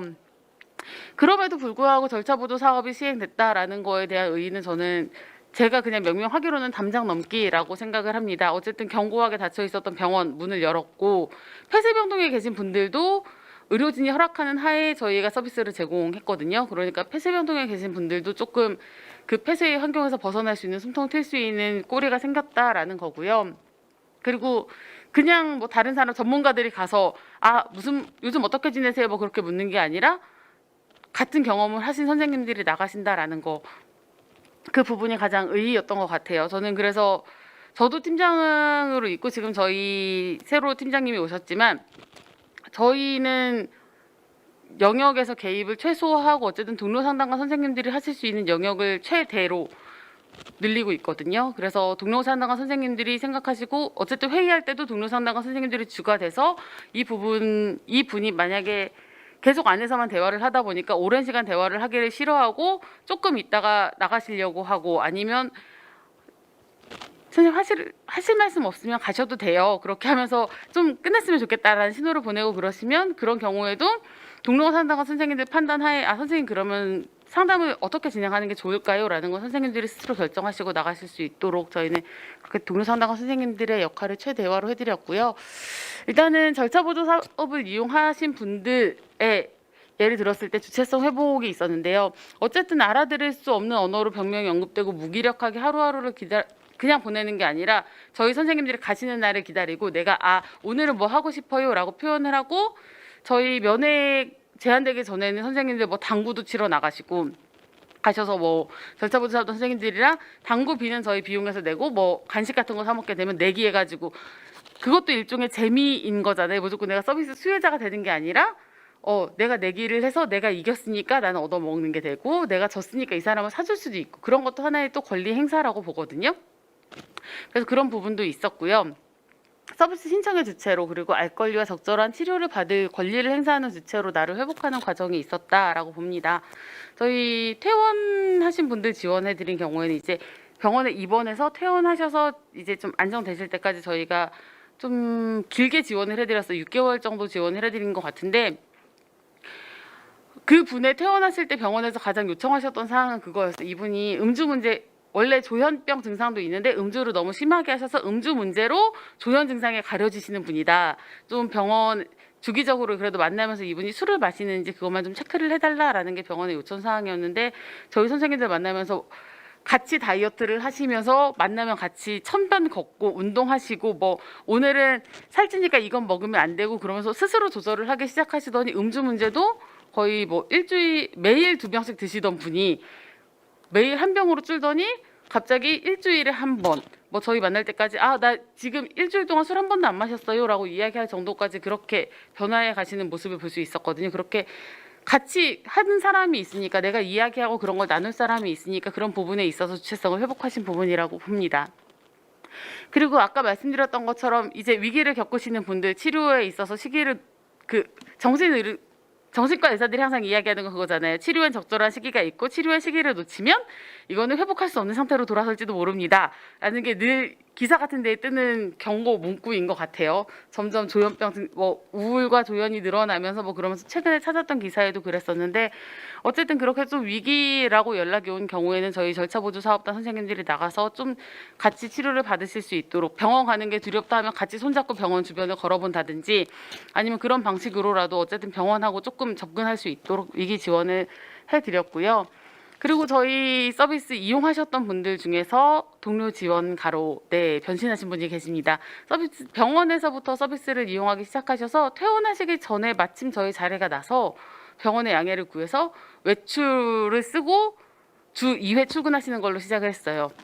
그래서 사무실에 와서 퇴근하고, 이렇게 해서 이제 내가 돈을 모으면 고시원으로 나가고 고시원에서 돈을 모아서 집을 얻어야지, 이 계획을 세우고 시작을 하셨는데, 코로나 때문에 갑자기 제한이 되면서 그럼 난 지금 퇴원을 하겠습니다 하고 갑자기 고시원을 얻어서 나오시긴 했어요. 근데 더 좋게 발전이 된 거는 현재 그 매입 임대 주택 계약을 하시고 10월에 입주를 앞두고 계시거든요. 그렇게 해서 어쨌든 사회에서 살아갈 수 있는 그 발판으로 삼게 되었다는 것과, 그리고 서비스를 받으시면서 계속 뭔가 심리 같은 거 공부를 하시고 동료 상담과 관련된 자료를 계속 찾아보시고 하시면서 본인이 계획을 하셨어서 그런지 저희 안에서도 굉장히 멘토 역할을 해주고 계시는 분입니다. 그리고 느리지만 의미 있는 변화인데요. 어쨌든 병원도 조금씩은 변화를 하고 있다라는 부분입니다. 저희 서비스를 어쨌든 신청하고 이용한 병원에서는 너무 좋아하셨어요, 너무 좋았어요 그러면서 또 다른 분들을 찾아서 같이 연계를 해주시려고 하는 부분인데요. 그런데 아직까지는 병원이 많지 않았던 상태에서 지금 서비스가 중단돼 있는 상태라, 다시 이제 코로나가 조금 완화되는 대로 저희가 다시 또 발로 뛰어야 하는 부분입니다. 저희 법률 사건 지원도 같이 있었습니다. 사실 저도 후견, 여러분들 들어보셨죠? 제 교수님과 같이 후견 업무를 할 때 그때 처음 저는 법률 문서를 접해봤거든요. 그 법 문서들이나 그런 것들이 너무 언어가 어려워서 일상생활에 쓰는 언어가 아니다 보니까 되게 알아보기 어려운 부분이 많았어요. 근데 특히 연락 오는 것 중에 가끔 애가 증상이 올라와서 갑자기 누가 옆에서 하니까 나를 위협하는 줄 알고 때려서 이 사건이 걸렸다라든지 그런 부분도 가끔 연락이 오는 게 있거든요. 그렇게 되면 당사자분들은 그 법률적인 절차를 밟아가는 데 있어서 어려움을 겪으시기 때문에 그 부분에 대해서도 저희가 제 교수님께 자문을 구한다든지 아니면 변호사님들께 자문을 구한다든지 하는 부분으로 같이 지원을 하고 있습니다. 이 경우에는 동료 지원가분들이 직접 지원하시기에 어려우신 부분을 동료 지원가분들과 전문가 선생님, 저희 전문의원 선생님께서 같이 동행하셔서 두 분이 팀으로 같이 지원을 하는 걸로 그런 식으로 지원을 하고 있습니다. 근데 법원에 출석을 한다던가 이런 부분도 굉장히 또 좀 두려운 부분이라서, 괜히 내가 잘못한 게 없어도 두려운 게 경찰서와 법원 이런 데잖아요. 그런 데에는 이제 동료 상담관 선생님들이랑 같이 손잡고 문학과 갈 수 있는 범위까지는 같이 동행해 주신다는 부분으로 그렇게 같이 지원을 하고 있고요. 사업의 성과로는 저희 동료 지원과 선생님들의 성장을 최고로 꼽을 수 있는 것 같습니다. 작년에는 행정서류 작성을 굉장히 많이 어려워하셨대요. 그런 것 때문에 내가 상담을 나갔다가 와서 행정서류를 작성을 해야 한다라는 것에 대한 압박과, 이게 또 일지가 며칠 쌓이다 보면은 이걸 언제 다 하지? 그런 것들. 그리고 문서에 익숙하지 않다 보니까 문서 작성하는 데 걸리는 시간도 오래 걸리고. 그런데 요즘에는 전날 다녀오시면 다음날 오전에 제 책상 위에 결제가 올라와 있고요. 거기에 이제 지출 서류도 선생님들이 직접 품위서 작성까지 하시거든요. 네, 그런 품위서 작성까지 하시는 이제 전문가가 되셨고요. 제가 저희 사무실에서 뭐 하다가 여러 가지 일이 돌아가고 있다 보니까 못 챙기는 부분이 있으면 선생님들께서 이거 챙기셔야 될 것 같은데요. 그러면 선생님들이 먼저 챙겨주시는 부분이 있어요. 그러다 보니까 동료상담관 선생님들의 성장을 저는 최고다라고 뽑고 싶고요.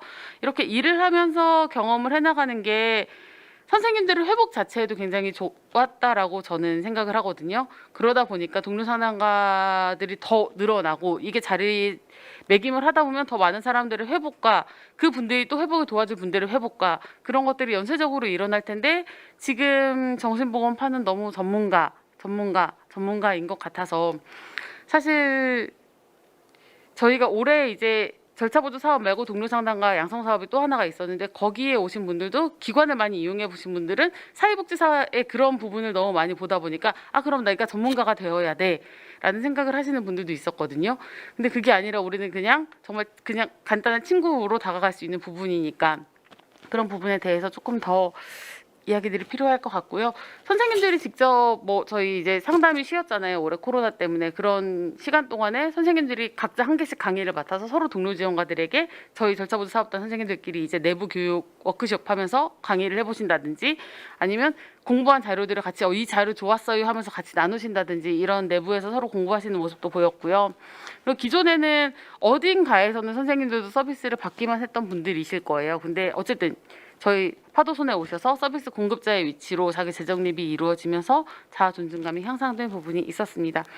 아까 재 교수님께서 얘기하셨던 앞에 강의 부분에서 권위 있는 사람에게 내 이야기를 할 수 있는 것도 굉장한 발전이다라고 이야기를 하셨는데 그래서 저희 선생님들은 재발할 것 같거나 본인 컨디션이 너무 난조가 되거나 그러면 저 좀 쉬었다 와도 될까요? 라는 이야기를 하세요. 직장 내에서 사실 이 문화가 굉장히 저는 중요하다라고 생각을 하거든요. 특히 정신질환을 앓으시는 분들은 병원 진료를 받을 때 나 진료가 있어서 오늘 갔다 와야 되는데 회사 내에서 허용되는 만큼 뭐 연차라든지 반차라든지 아니면 저 조퇴해도 될까요? 라는 이야기를 할 수 있는 문화가 돼야 되는데 저희 기관은 그 문화가 굉장히 잘 되어 있어요. 그래서 오늘 진료 받으시러 가시는 거면 그거는 사회 권리잖아요. 우리에게 있어서는 사회 권리를 보장하기 위해서는 어쨌든 진료 받으러 나가시는 거 그리고 정말 갑자기 너무 컨디션이 다운되셔가지고 이 상태로 계속 일을 하시다가 재발을 하시는 것보다 저희는 휴직 잠깐 뭐 일주일을 쉬시든 2주일을 쉬시든 컨디션이 회복됐을 때까지 잠깐 쉬시다가 오셔도 됩니다. 라고 하면서 내부에서 상담 나가실 일정이 있으면 그 상담 나갈 일정을 어떻게 내부 인력으로 조정을 해 나가는 방법으로 하고 있거든요. 네, 그렇게 하면서 이제 동료 지원가분들이 본인의 이야기를 하실 수 있고 다른 사람의 이야기를 듣고 그 부분에 대해서 같이 상담하실 수 있는 부분으로 성장을 하게 되었고요. 그래서 앞으로 더 필요한 게 이제 동료 지원가 제도가 안정화되어야 된다라고 생각을 합니다.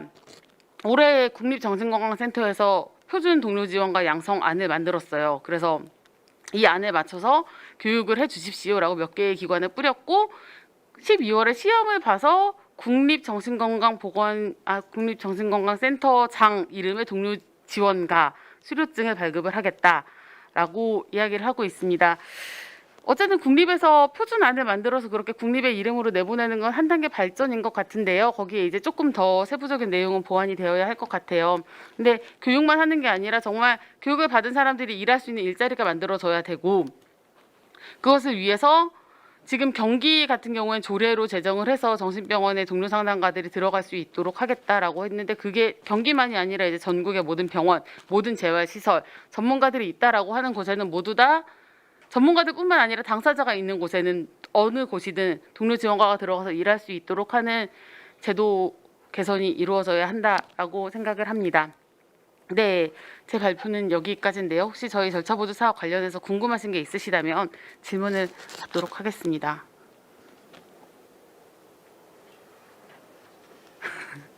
네, 선생님. 네, 질문자님 말씀하실 때 마이크 켜주세요.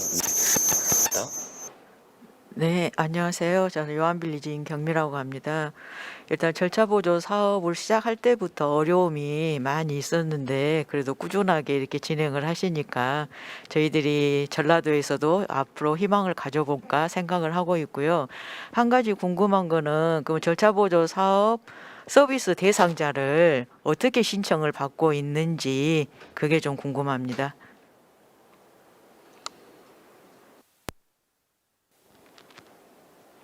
네, 저희 서비스 신청은 입원해 계신 분 상태에서 신청이 들어오는 거기 때문에 사실 병원 사회복지실을 통해서 들어와요.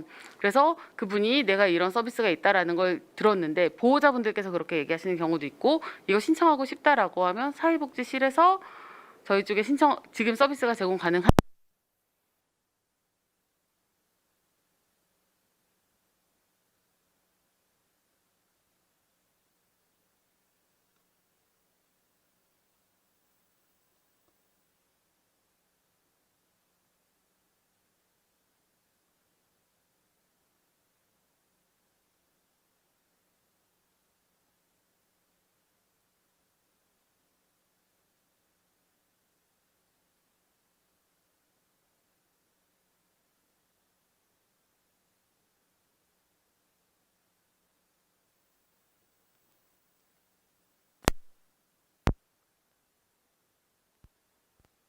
그런 서비스인데 근데 아까 말씀드린 병원에 입원하기 전 위기 상황 발생했을 때도 지원을 하고 있다라고 잠깐 들었거든요.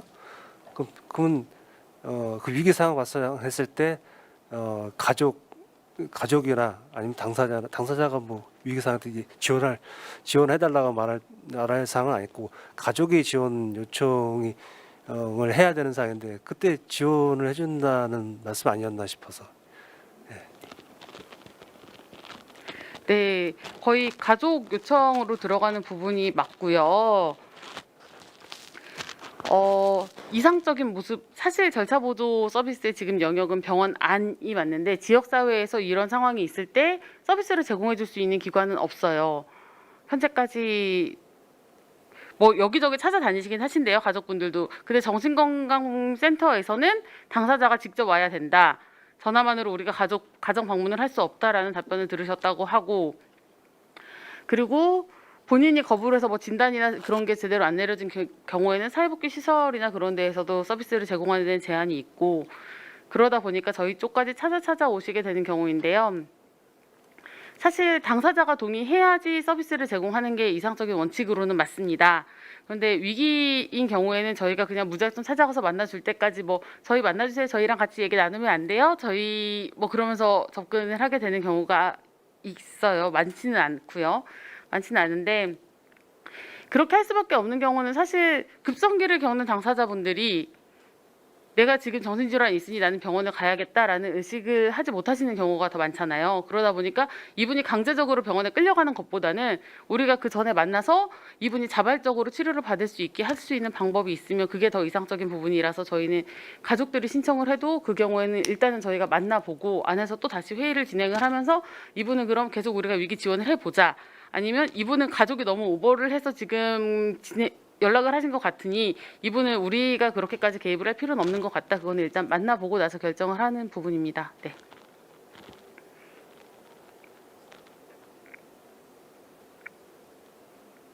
네.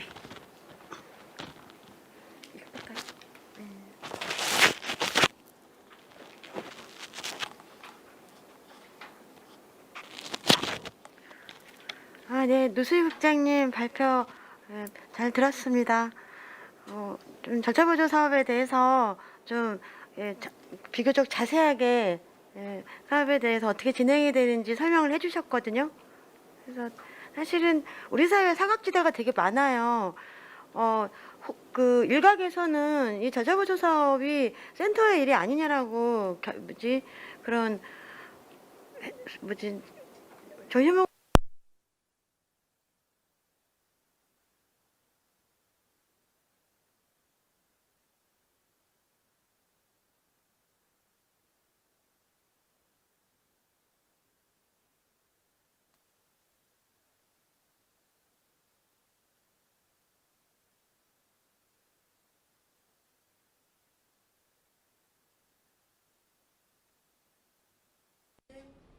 우리 사회에는 여러 기관들이 되게 많잖아요. 조직원복지센터도 있죠, 병원도 있죠, 동사무소도 있잖아요. 그죠? 주민센터도 있고, 구청마다 사회복지과도 있고, 또 가족지원센터도 있어요. 노인센터도 있거든요. 여성센터도 있고, 어린이센터도 있습니다. 그럼에도 불구하고요, 사각지대가 있어요. 열 몇 개 기관이 모여서도 지원할 수 있는 방법이 없는 경우도 있습니다. 왜냐하면 사람의 관계도 굉장히 복잡 미묘하잖아요. 그래서 아까 말씀하신 것처럼 이 상황을 봐야 되거든요. 이 상황을 지금 면밀하게 보는 것도 현장에서 매우 필요한 것 같고, 앞으로 전차보조 사업도 마찬가지지만 현장에서 이루어지는 정책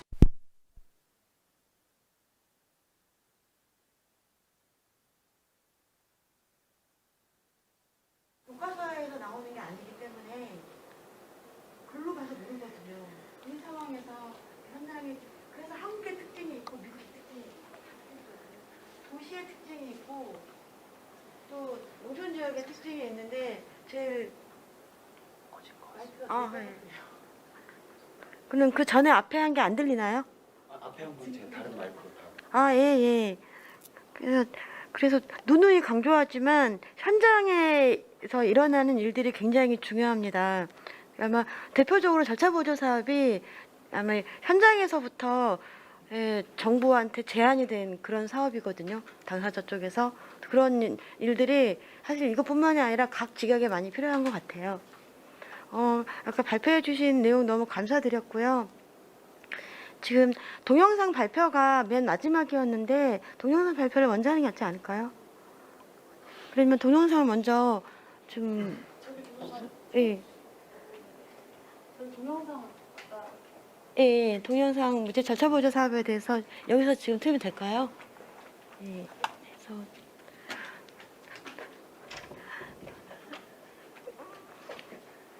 절차 보조 사업의 동료 지원가들이 만든 영상이거든요. 영상도 있고 그 안에 대화하는 내용도 좀 나옵니다. 그래서 좀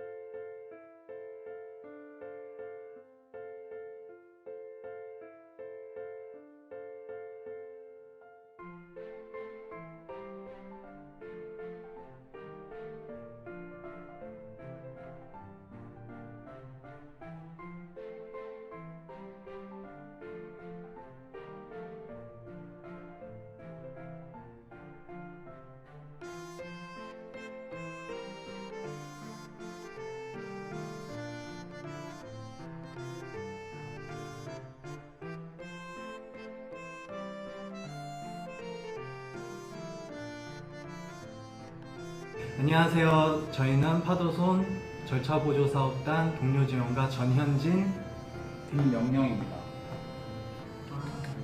저희가 말씀드리고자 하는 거는 여기 계신 김명영 동료지원가께서 동료지원 서비스를 받기도 하셨고 또 지역사회 복귀의 일환으로서 자조모임도 경험을 하셨고 그리고 동료지원가로서도 일을 하시게 돼가지고 그와 관련된 좀 스토리를 같이 편하게 좀 이야기 나눠보고자 자리를 준비를 했습니다. 그래서 먼저 첫인상에 대해서 조금 이야기를 먼저 꺼내고 싶은데요. 제가 명영쌤을 처음에 지원 나갔을 때 그때만 해도 이제 진단명이 안 나와 있으신 상황이었어요. 처음 봤을 때 얼굴도 좀 울그락불그락 하신 면도 있으시고 좀 경직이 돼 있어서 처음에 조금 긴장을 하면서 첫 만남을 했던 기억이 나고요. 그리고 전화번호를 개인 번호를 알 수 있느냐 이 질문을 하셔가지고 그때도 내적 갈등을 좀 하다가 드리는 게 나을 것 같다는 판단해서 드렸던 거, 그런 두 가지 모습들이 좀 기억에 많이 남습니다. 저는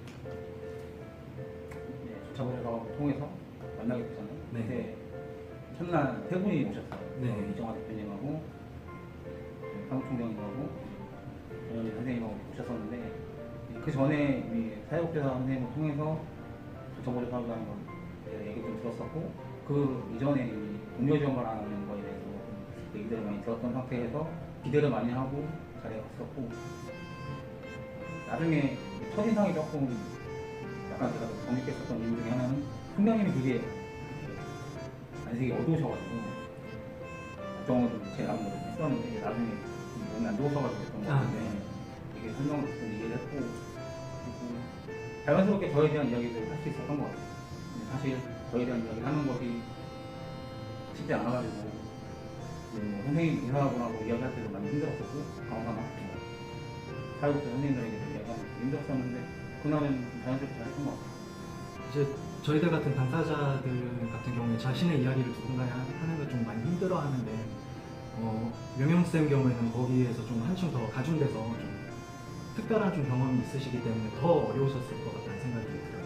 네, 쉽지 않은 경험을 자기 이야기 경험 약간 살짝만 해주실 수 있으실까요? 저는 그냥 전기기술자로 일반적으로 편하게 그냥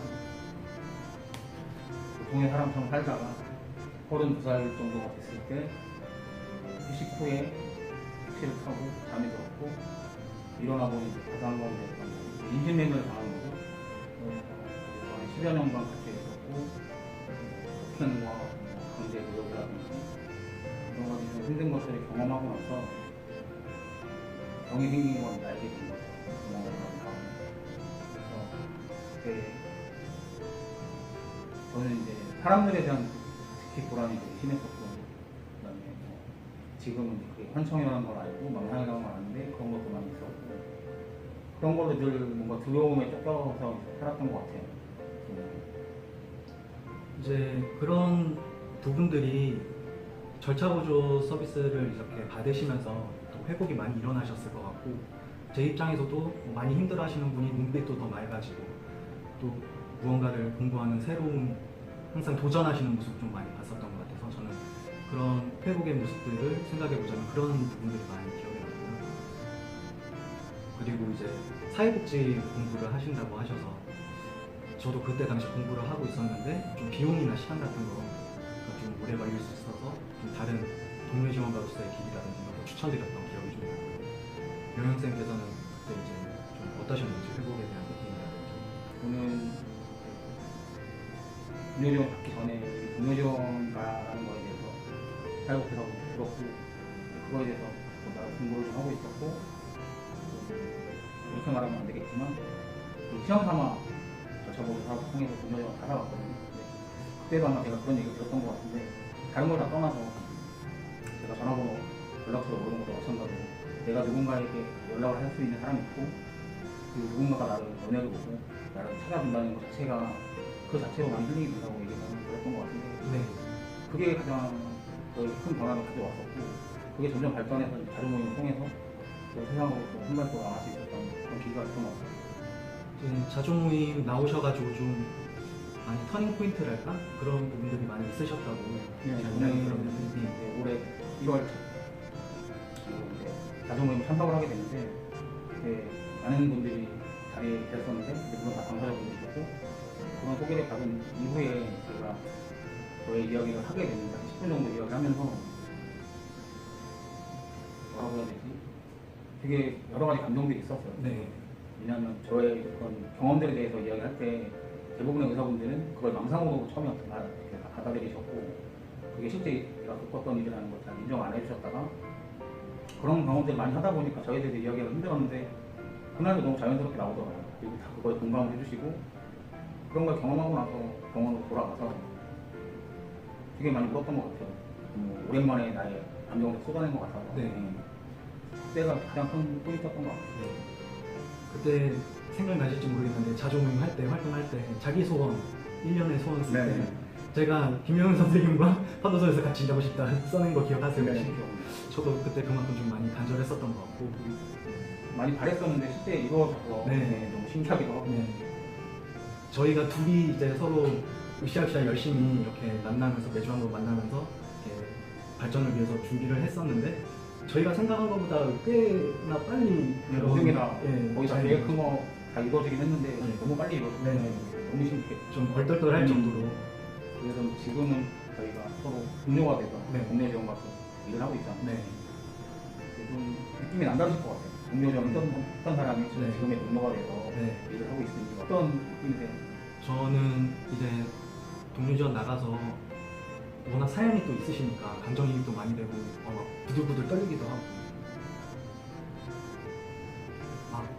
그런 말로 표현하기 힘든 그런 감정적인 경험들을 좀 많이 했는데 꼭 파도손이 아니더라도 뭐 동료지원가면 동료지원가 하여튼 그 길을 찾으시는데 제가 조금이라도 좀 디딤돌이 될 수 있었으면 하는 그런 마음도 좀 많이 있었는데 지금 제 책상 옆에 계시니까 그게 참 신기하고 지금 와서 동료지원과 같은 직업의 동료로서나 아니면 예전의 기억들을 떠올려 봤을 때 너무나 열심히 이렇게 하시고 도전적으로 하시고 자기 삶에서 좀 승리자가 되기 위해서 노력하신 부분들이 또 많이 그런 목표들을 앞당겨 올 수 있었던 거 그거 하나랑 절차보조 사업이 이렇게 힘 있는 사업이 될 수도 있구나 그런 점 하나 말씀드릴 수 있을 것 같아요. 오늘 운영가 돼서 일단 너무 신기하고 늘 저에게 힘이 되는 얘기가 그런 거였는데 꼭 동료지원가가 될 수 있을 겁니다 라고 얘기를 하셔서 그런 거에 많이 힘을 갖게 됐었는데 그런 조금조금한 사소한 변화들 그런 것들을 경험하고 지금 제가 딱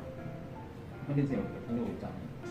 그래서 그런 것들 경험을 지금 제가 만나는 이용자분들에게 전달해드리고 싶어서 그런 이야기들을 또 많이 하고 있고 그리고 처음에 좀 제가 당황스럽기도 했었는데 출근하면 여러 선생님들이 다 가족처럼 너무 잘 챙겨주시고 도와주셔서 좀 새로운 삶을 산다는 느낌을 좀 많이 받습니다.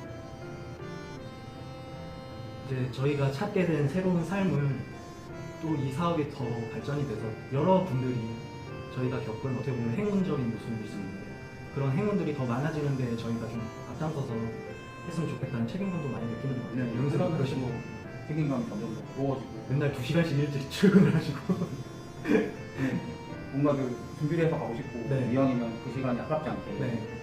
그렇게 보내드리고 싶으니까 자꾸 준비를 하게 되고 더 노력을 하게 되고 공부를 하게 되고 그런 것 같아요. 네.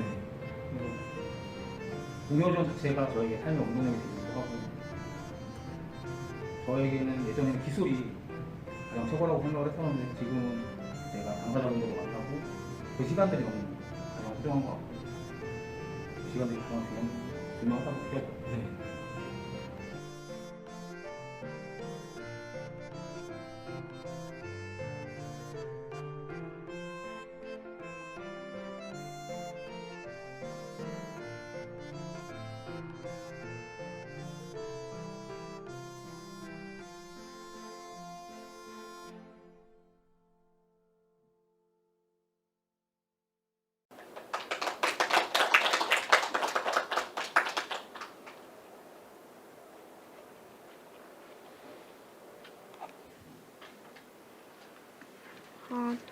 동영상을 잠시 보셨고요.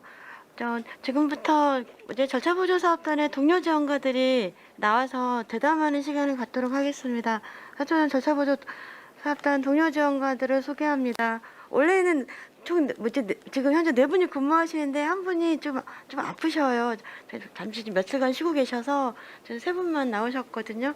그래서 잠깐 소개시켜 주시고 오늘 혹시 여기 PPT는 없나요? 없어요. 아, 그러면 네, 마이크 받아서 네. 진행해 주시고요. 네, 안녕하십니까. 사단법인 정신장애와 인권 파도손에서 동료 지원가로 활동하고 있는 정지영입니다. 지금 일단 간단하게 자기소개 먼저 드릴 건데요. 저는 2018년 3월 연구 용역이었을 때부터 이제 절차 보조를 시작했고요. 저는 지금 조울증을 앓고 있고 조울증을 앓은 지는 20년 됐습니다. 그래서 지금 파도손에서 일한 지도 거의 이제 횟수로는 3년, 2018년 연구 용역까지 합치면 횟수로 한 3년 되고 있네요. 네, 잘 부탁드리겠습니다.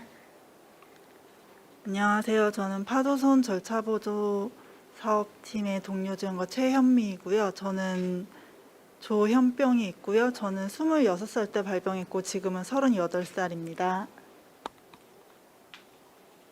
안녕하세요. 저는 파도손 절차보조 사업단 팀원으로 동료 지원가로 활동하고 있는 전현진입니다. 저는 38살이고 3년 전에 조현병과 조울증 진단을 받았습니다. 또 자세한 제 소개는 대담하면서 이루어질 것 같습니다. 감사합니다.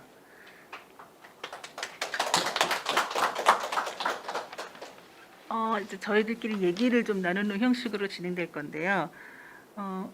저희 뭐 오래됐다면 오래됐죠. 네. 네, 그렇죠. 꽤 됐죠.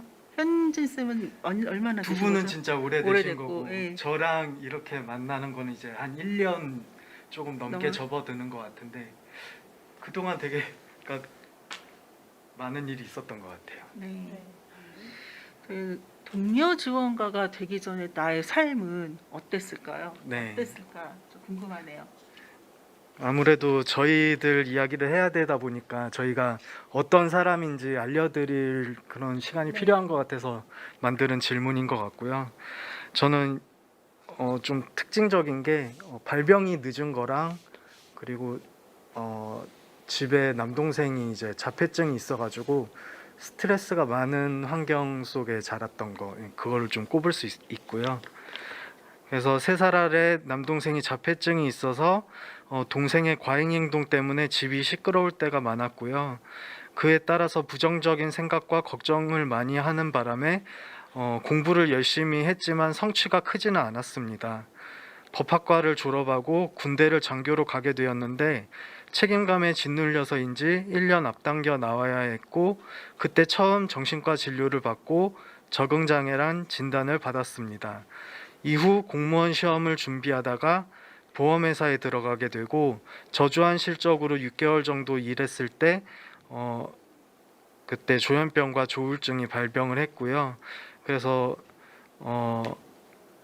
입원을 하게 되었고 폐쇄병동하고 개방병동에서 2년 정도 있었고요. 납병원 1년 정도 이용을 했었고요.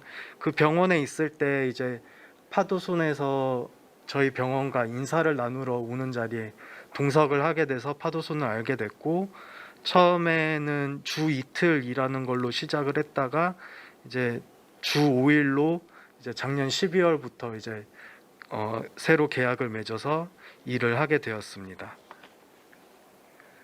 최현미 쌤 선생님은 동료 지원가가 되기 전에 어떤 삶을 사셨나요? 네, 저는 동료 지원가 되기 전에 제가 어떻게 발병했는지에 대해서 생각해 봤는데요. 저는 어릴 적부터 불안증이 심했거든요. 그리고 내성적인 성격이어서 친구들과 어울리는 것도 힘들었고 항상 같이 어울리고 싶었지만 혼자였던 적이 많았던 것 같아요.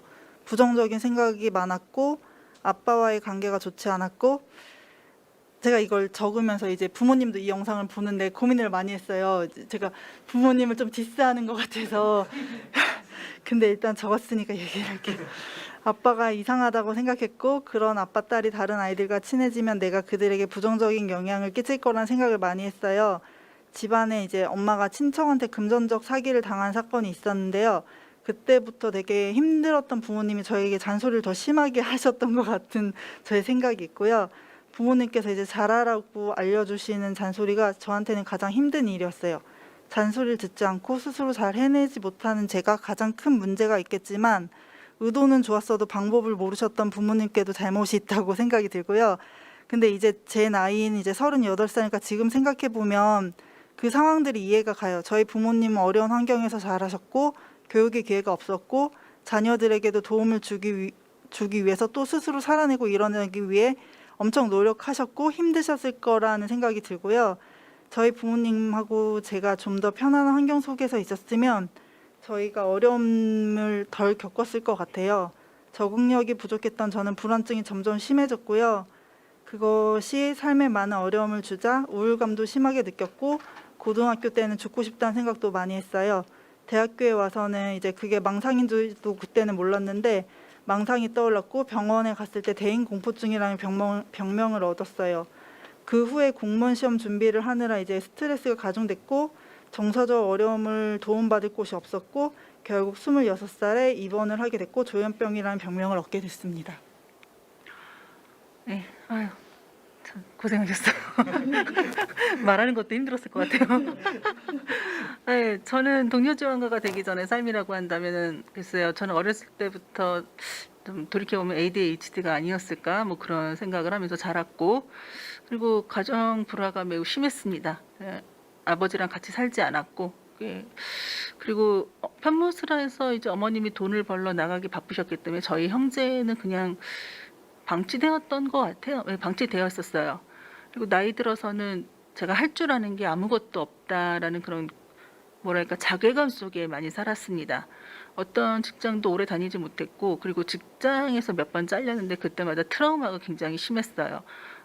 그게 아마 우울의 시초였던 것 같습니다. 그래서 사실은 동료 지원가가 되기 전에 삶은 그때는 환자가 아니었음에도 환자 같은 삶이었다고 할 수 있겠어요. 그런 다음에 이제 병을 얻게 된 후에는 이제 제가 건물 청소를 오래 했는데 그것이 일단 생활비를 번다는 것 자체는 저한테 상당히 감사한 일이었지만 출근을 할 때마다 그 생각을 해요. 오늘 내가 대학 동창을 혹시 여기서 만나게 되면 어떡하지? 내가 여기서 일하고 있는 걸 내가 통신 모임 동아리 활동할 때 알던 사람이 알게 되면 어떡하지? 출근 거의 8년을 매일 그 생각을 하루도 빼놓지 않고 했었어요. 그러면서 그래도 8년을 버텼다는 거 보면 저는 그래도 칭찬해주고 싶습니다. 그때 지구력을 좀 많이 얻은 것 같아요. 그래서 동료 지원가가 되기 전에 저의 삶은 아프고 외롭고 그리고 혼란스럽고 방황하던 삶이었습니다. 그런 우리가 동료 지원가가 됐어요. 그렇죠? 네. 우리는 동료 지원가가 왜 됐을까요? 제가 먼저 좀 네. 저는 이제 병원에서 있을 때 이제 사회복지과의 과장님께서 사회복지학 공부를 해보는 건 어떠느냐 그런 제안을 좀 해주셨어요. 근데 제가 사회복지 쪽으로는 정보도 없었고 관심을 기울여 본 적이 없었어서 좀 그 당시만 해도 그냥 좀 당황하고 그냥 생각해 보겠다고 이렇게 하면서 이제 병원에서 이제 시간이 흘러가서 한 6개월 정도 흘렀는데 그 병원에서 이제 예배를 드리거든요. 근데 예배를 드리다가 문득 드는 생각이 나와 비슷한 사람들을 위해서 일을 할 수 있는 그런 기회가 내 삶에 생겼으면 좋겠다 그런 생각을 하게 돼서 사회복지학 공부를 시작을 하게 됐어요. 근데 공부를 계속 꾸준히 하기는 했지만 아무래도 정신질환을 겪었던 당사자로서 이제 뭐 편견이나 그런 것 때문에 취업이 좀 잘 안 되면 어떻게 할까 그런 고민들을 좀 가지고 있을 때였는데 그때 이제 파도손을 좀 알게 됐어가지고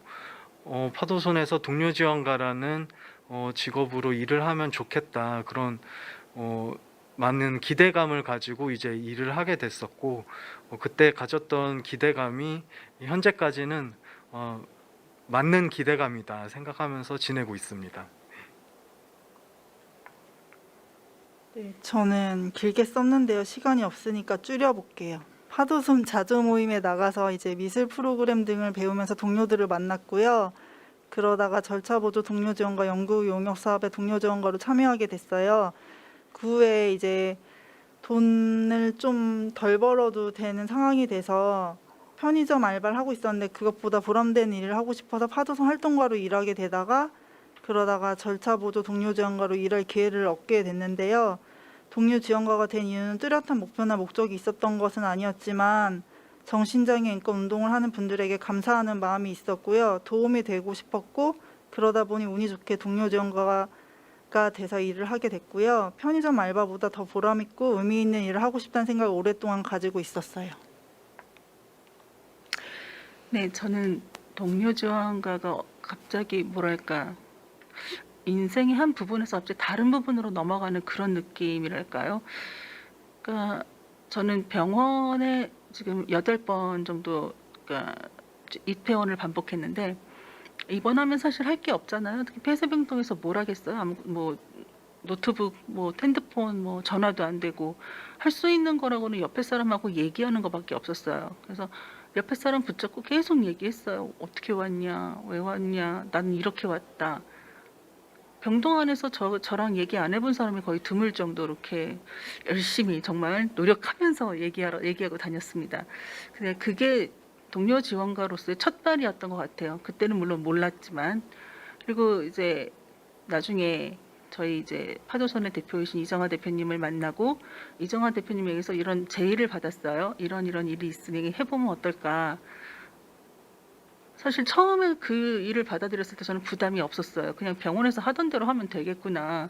그리고 실제로 정말 병원에서 하던 대로 하면 되는 거였었어요. 그래서 이 일이 너무나 감사해요. 저는 몰랐는데 제가 이 일에 잘 맞는 것 같고 이 일이 또 잘 도움이 되고 이 일을 하게 되면서 회복이 진짜 많이 됐어요. 제가 원래 잠을 잘 못 자요. 중간에 자다 깨다 많이 하고 이제 남편을 괴롭히긴 했는데 파도선 일하면서 제가 숙면을 취하게 됐습니다. 예. 그래서 건강, 심신 모두가 이렇게 도움이 되는 그런 일을 갖게 돼서 너무 감사하고 있어요. 자, 그러면 이게 저희가 준비해온 질문은 많은데요. 시간이 짧은 관계로 앞으로 한 두세 개 정도만 해보죠. 뭘 하고 싶으세요? 한번 정해보세요. 아니 각자 하고 싶은 저는- 걸 해보시는 게 어떨까요? 제가 먼저 한번 네. 일단 가장 하고 싶은 거는 이제 동료 지원 활동을 통해 만난 사람들이라는 질문으로 해서 이제 제가 답변을 좀 작성을 했는데요. 병원이나 요양원에 계신 분들을 만났고요. 장모모님의 경우는 처음에는 걷기도 힘들어 하시는 신체 컨디션이었는데 절차 보조 사업 서비스를 받으시면서 회복을 많이 하신 경우였습니다. 그래서 운동을 시작하시면서 걸을 수 있게 되고 근력 운동도 할 수 있게 되었습니다. 누군가 찾아주고 관심을 가져주어서 운동을 할 수 있는 동기부여가 되었다고 말씀을 해주셨고 힘든 운동을 수월하게 할 수 있는 원동력을 얻으셨다는 말에 굉장히 기뻤습니다.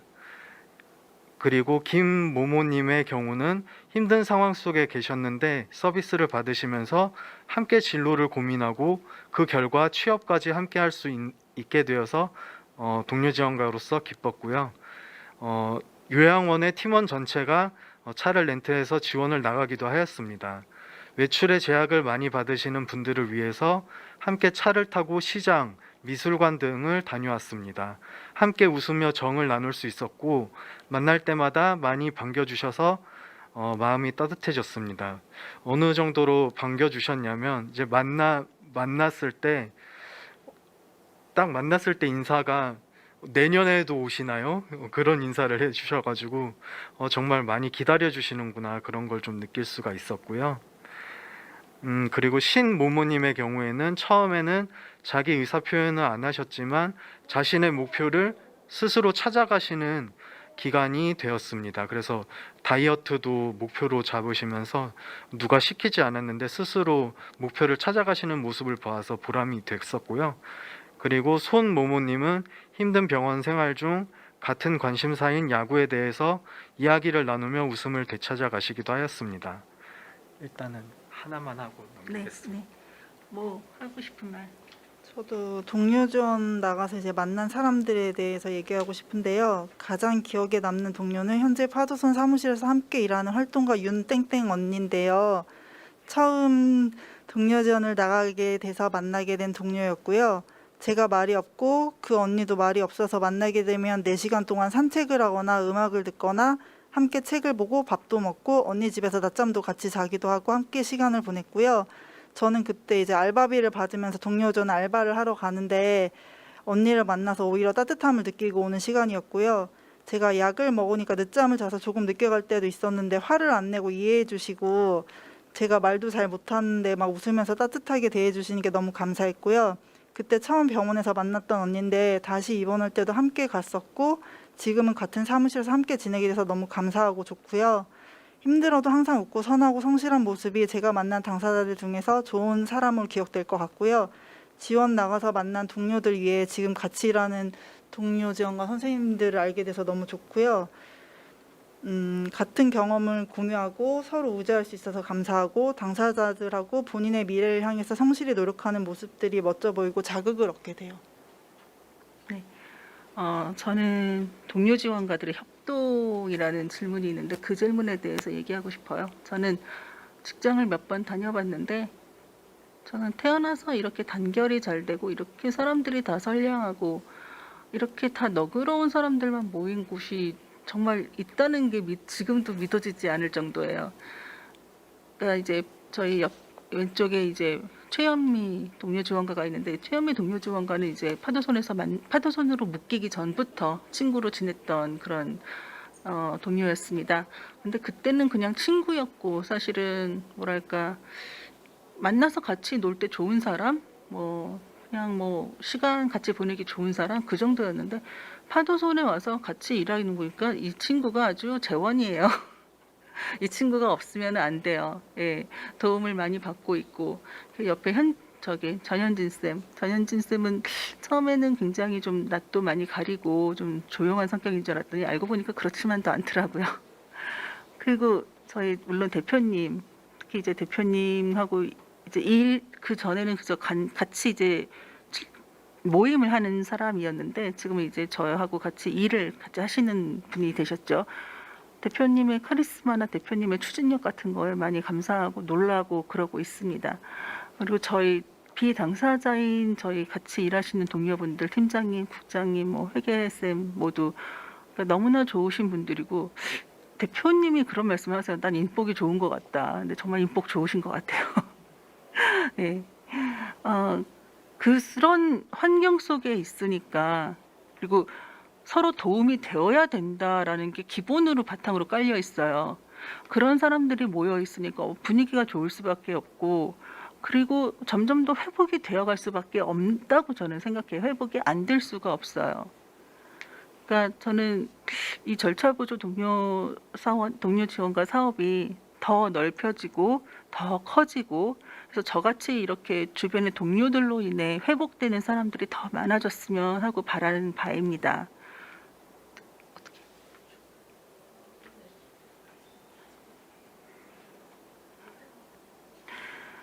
네, 저 준비해온 건 많은데 시간이 없어서 너무 안타깝습니다.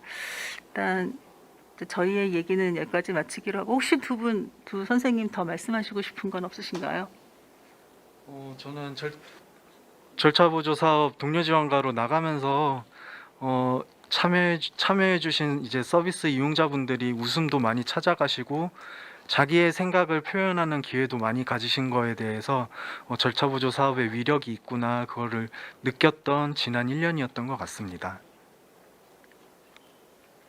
저는 이제 제가 동료 지원가가 되면서 다른 분들이 회복되는 것보다 저도 많이 회복됐다고 느껴서 많은 분들이 동료 지원가가 될 수 있어서 저 같은 기회로 더 회복할 수 있는 기회를 가질 수 있었으면 좋겠어요.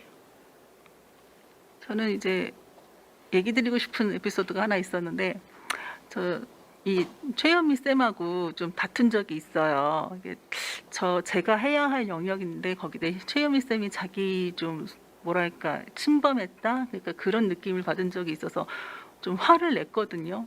근데 너무 저를 꽉 끌어안고 저 언니 저 미안해요 고마워요 미안해요 잘못했어요라고 얘기하는데 제가 더 미안한 거예요. 그래서 아니야 내가 잘못했어 아니야 미안해 어쩜 이런 말을 해서 어떡해 하면서 둘이 막 끌어안고 막 어쩔 줄 몰랐던 그런 기억이 나는데 그거야말로 진정한 정말 동료 지원가의 모습이 아닐까 나중에 돌이켜보니까 그렇습니다. 우리 앞으로 계속 그렇게 잘 지내도록 해요. 네. 네, 이상으로 마치겠습니다. 감사합니다.